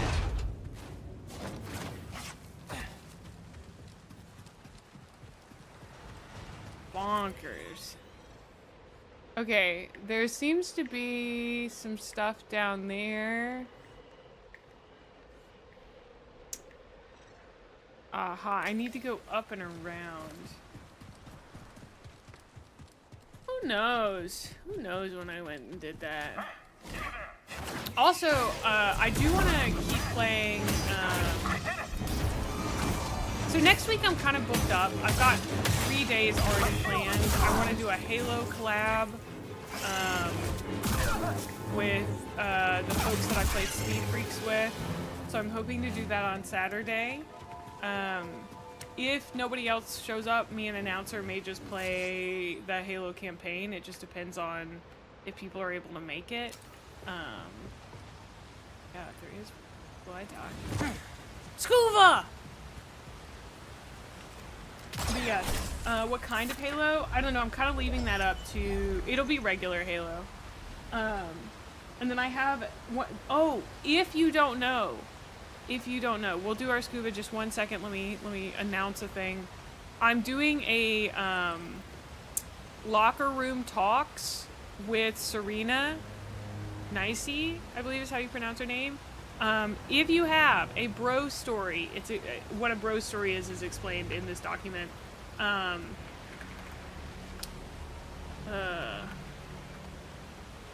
Halo 3. Yes, if you have a bro story, it is explained what a bro story is in the top. We're basically going to be role-playing as bros hanging out in the locker room. It'll be super duper fun, I think. And then the Halo stream. So, I have 1 open day, 2 open days right now, which is great news. Wait, 1 open day? Should I only, could I can, maybe I could get away, okay. I'm gonna talk seriously after we do the scuba. You're red for a treat. What are you fishing for? I'm hunting the ferocious Mae. Did you know the Mae was the very first fish we ever caught? That must have been quite a day. Aye, I was barely yay-high back then. Little scuba swam headlong into the creature's mouth.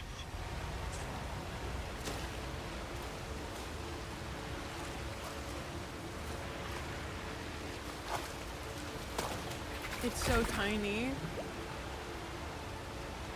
But, plucky as I was, I couldn't digest me before fishing fellows pulled us out. Sounds more like it caught you. Aye, it takes me back. Stick around, boy, and I'll top us off with a tail. So there I was, deep in the Garacus Trench, Wanyak's harpoon drilled through me paunch, watching the lights fade from my own eyes. The dread captain peeled his whiskers from his teeth and grinned a most ghastly grin. When suddenly, I saw the glumbering eels a-swirl. It seemed that, in the midst of a distraction, they'd taken flight. It dawned on me. I recalled to me mind the great meeting call of the eels, my last hope. So, rousing my final gasp of air, I sounded their shrill cry.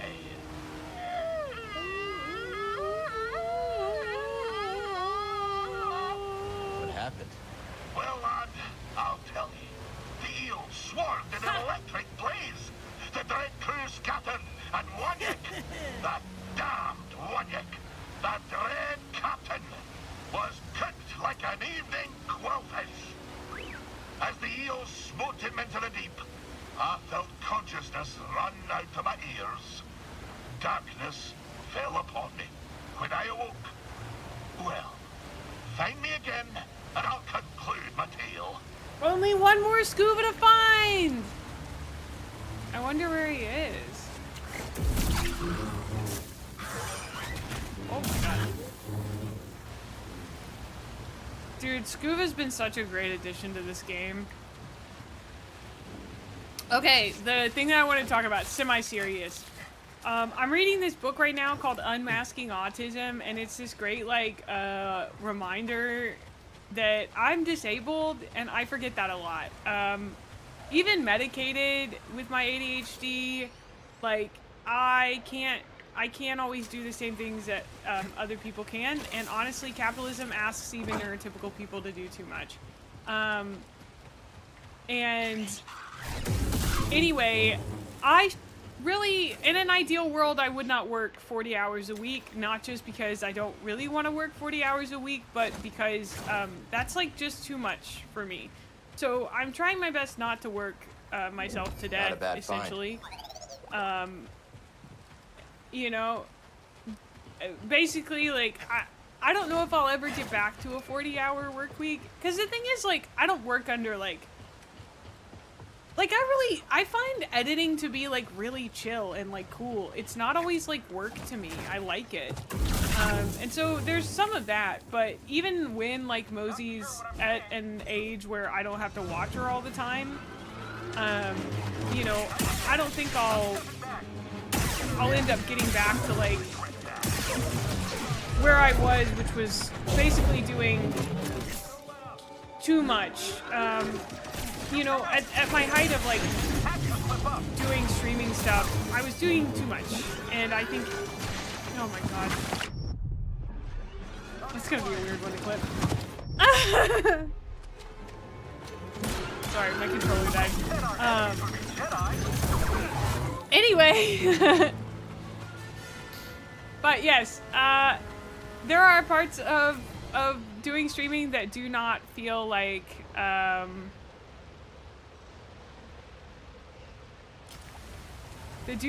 they drain me, you know? And, there are parts of streaming that really do.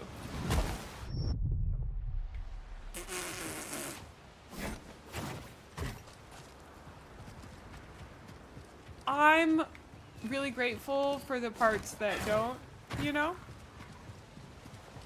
And I'm glad that you guys are so understanding. And that I don't have to work 40 hours a week doing a million different things just to have you guys come and enjoy hanging out with me.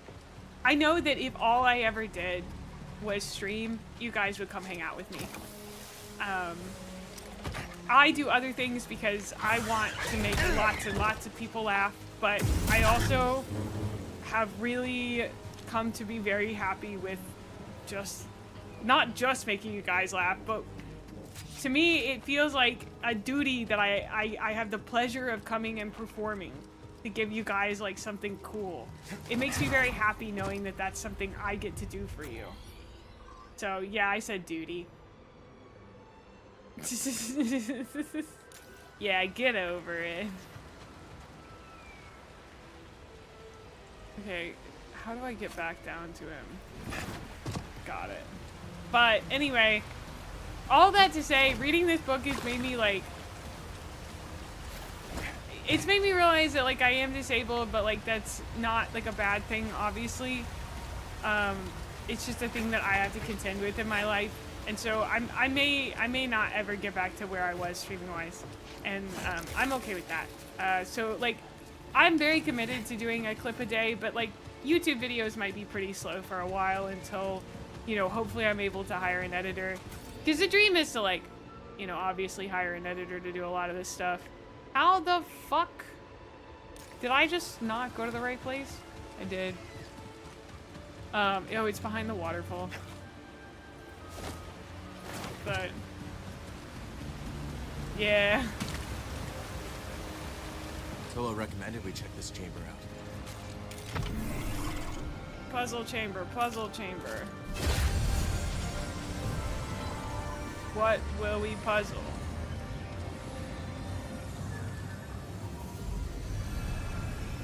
Chamber of detachment. Welcome, Jedi. Our problems are often matters of perspective. By shifting our position, so too moves our thinking, and thus by reframing it. A problem may not seem so vexing after all. Sounds familiar. Honestly, that wasn't even to be like, oh, I'm doing anything. That was more like, this is my way of being kind to myself, is like telling you guys out loud that I've been thinking a lot about that. And so I may switch to 4 days a week streaming, and some weeks do 5, because I like having the extra day to do some editing and to get stuff for the Let's Play channel together. Because I also have really liked doing the Let's Play channel. That's been really fun. I never thought I would find this planet so energizing. There is something unique about it, no? I must show you a spring I found recently. The aura there is invigorating. That's two Jedis flirting. You ever think that Jedi give each other a little flick with the Force just to annoy each other? I read a fanfic.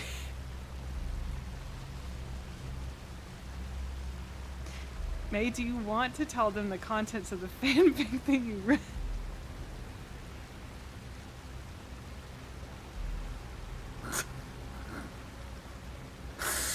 Give me a second to think about it. Give me a second. Give me a second. Okay, it was Cal, and there were 2 women, and I don't really know why he didn't just use his other hand, but he fingered one of them with his real hand, and then made a force hand with the other hand with the other woman to finger her. I guess because she was a little bit further away. Forbidden force jork technique. It is very mage hand.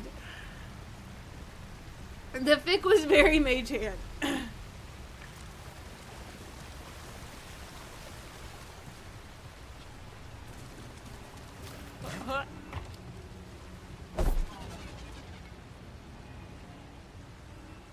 Oh no, I'm stuck in here.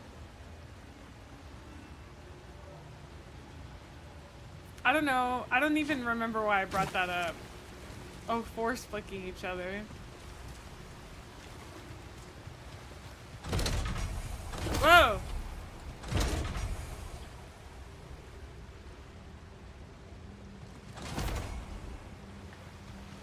I'm gonna change my perspective, I guess. Oh wait, can I like move this?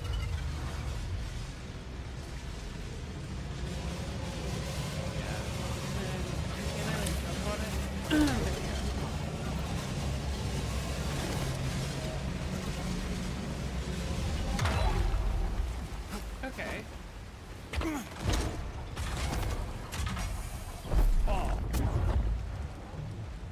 Ball go in thing. Okay. Oh. The slash me fingers with you slash me fingers you with the force in ERP is sending me. Question is, if force fingering a light side is for some reason I cannot seem to read these. The question is force fingering a light side or dark side move? I don't even know how you begin to determine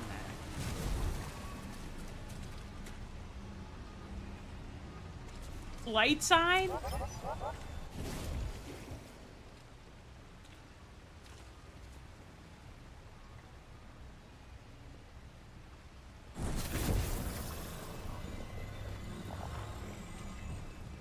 Is it, do you think this is like...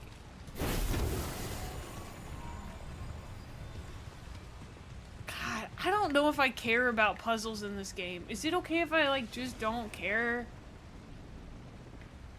What's the metaphysical morality of using the spiritual energy of the universe to finger someone? I fucking... Ah! Okay.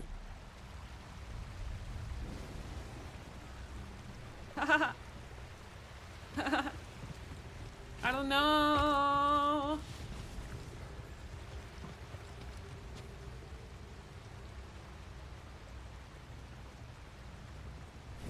Okay, I know how to get up there.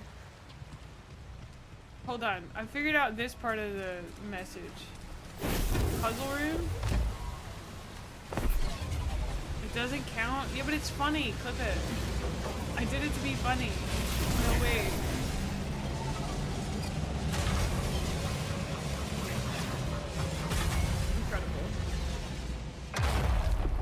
Shit, fuck, I got up here. Wait, I thought... Wait a second. Can you splooge that far? Oh yeah, you can, buddy. Oh yeah, oh yeah, oh yeah, oh yeah. Oh yeah, that's gonna do great. That's gonna do fucking numbers, baby.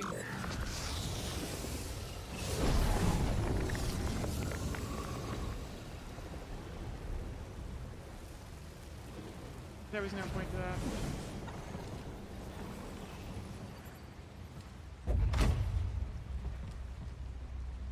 I don't know. How do I leave?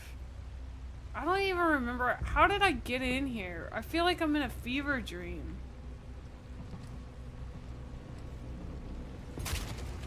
Save me from the monster I have become.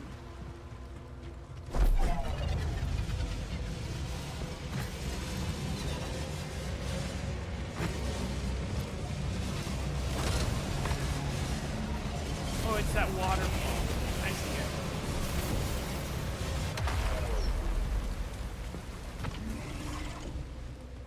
None of the puzzles feel interesting to me. Is that... maybe I'm just crazy for it. I think puzzles are also, like, they're a thinker's thing. You know? I do ask that a lot.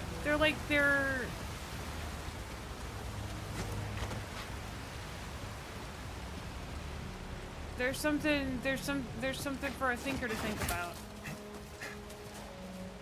I don't really, when I'm streaming, I don't want to have to think about something, because then I go quiet, and then you guys go quiet, and then I fear I've done something irreparable.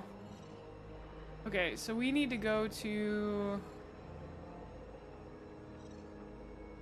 fogged expanse meditation point. Breathe. Yeah, I think I'd like them if I wasn't doing them on stream. Fogged expanse, take me there, buddy. Ooh, actually, now might be a good time to All right, end. let's go. Which means I don't know if we'll play this again, so... Are you guys ready for maybe the final fall of Jedi Survivor?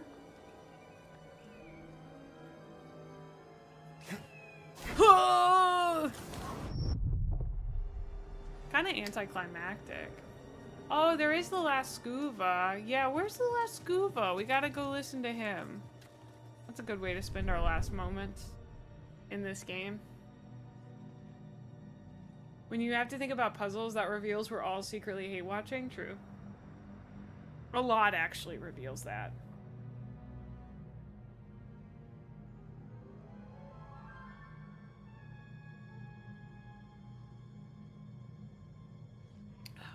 I have all of them except the last one. Oh, we need to go find the actual ones though, yeah. Pyloon Saloon. I can tell you.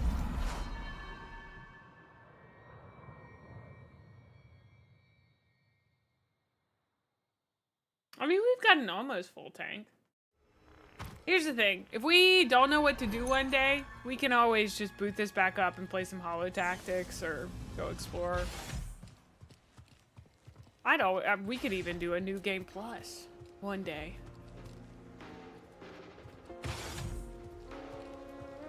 Maybe in anticipation of 3. You know? Hey, a little bit before they release 3. Jesus, that's a sense echo if I've ever seen one. Gotta be another way. Always an angle, always. Lost a family, looking for a new one. I can relate, Cal, but you gotta make a choice. The future or the past. Can't have it all. Not in this galaxy. Yeah, that could work. That manipulative son of a bitch. What am I doing here? With purity perk, maybe? No, I don't play this game for the fighting. Bloody! Look at this! The tank is a bustle! A veritable fishing colony! Think there's room for more? Aye, but though it brings a tear to my eye, I fear we may be reaching capacity. Too many more, and old Scuba won't be able to wet his flippers without slapping a fishy. I'll see you out in the wide world, Larry. The hunt continues. Okay.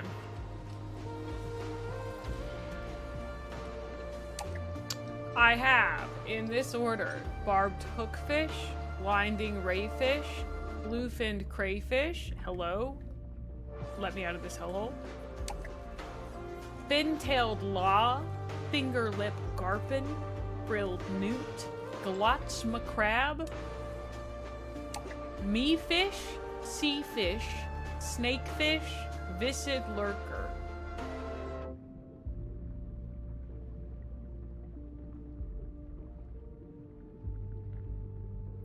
Okay, I will say, I'm not sure. I might play Fallen Order again. Big Mouth Paw?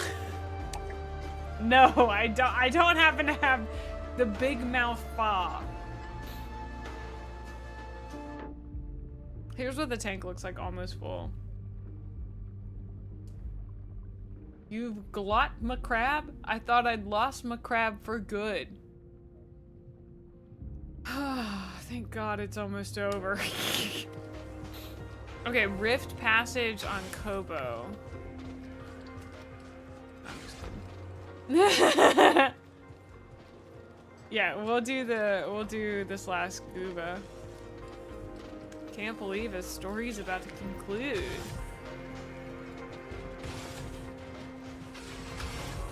I'm not fucking talking to Turgle. Don't. No.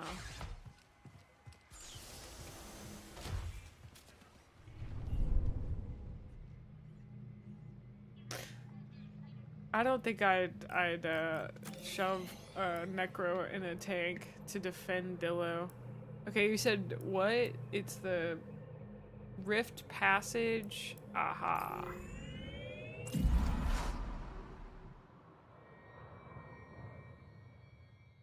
I didn't know you could get them in any order. Don't worry about it. Scuba!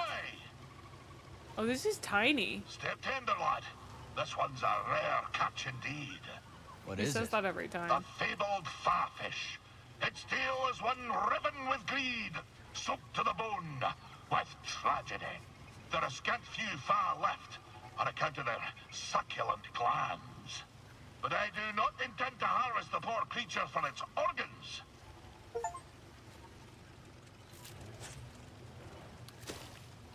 Whoa, we got the achievement scuba diving. Stop pulling out your gun! Jesus. I intend to bring it back to the saloon, where I might one day find a mate for it. Playing matchmaker, huh? You found another fawfish before? No, but fishing's about leaving the world better than you found it. A ripple's only as good as the stone you cast. Every tale, lad.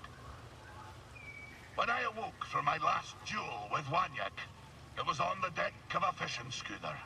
It seemed my speared carcass had bogged to the surface and been caught by a local fisher. What about Captain Wet? Did he survive? If that sack of seared slime yet plagues the galaxy, I've nae heard stem the stern of him, nor of his crew. Perhaps more importantly, the ordeal awoke me to the truth. I had no desire to spear fish, nor fisher. I had no desire to cross harpoons with dread captains, or to skewer the deadliest fish. In the hurly-burly of it all, I lost sight of myself. The fisherwoman who caught me, she knew of a nearby world with a great multitude of fishes. Kobo. So to Kobo did I go. And since, I've realized why I like to fish. Why's that? Because I like fish, Cal. I like shiny fish. I like big fish and small fish. I like fish with eyes splayed wide and fish with eyes pointed straight. I even like fish with no eyes at all. And I like seeing the face on lovers like you when they realize just how many kinds of fish there are in this galaxy. Well, that be my tale, Cal. It's Joe Cat's girl song. You went through a but lot. it's Scuba singing you're about okay, fish. Scuba. Do you see the vision? Thank you, lad. Thank you. You've given me a lot to Oh my think god, about. slime. Aye, lad. Go ahead and ponder. But don't ponder your years down the river. There's always another fish. There is always another fish. Look at Scuba. Everybody say bye, Scuba. Man, I love fishing.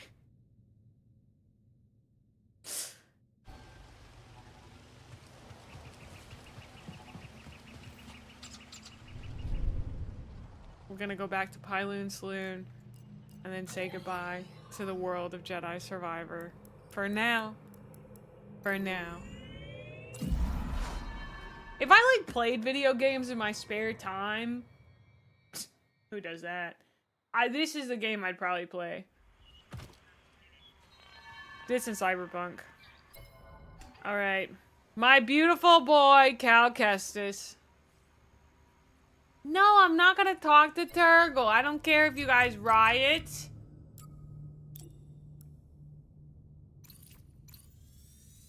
I'm leaving. What a great video game. Thank you guys for watching me play that video game.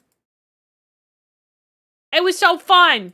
It was so nice to get to hang out with my Jedi boyfriend for so long. We'll be back next week on Tuesday. I don't have a lot of friends on.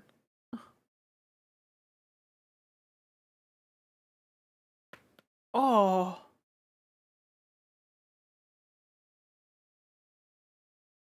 Let's see. Yeah.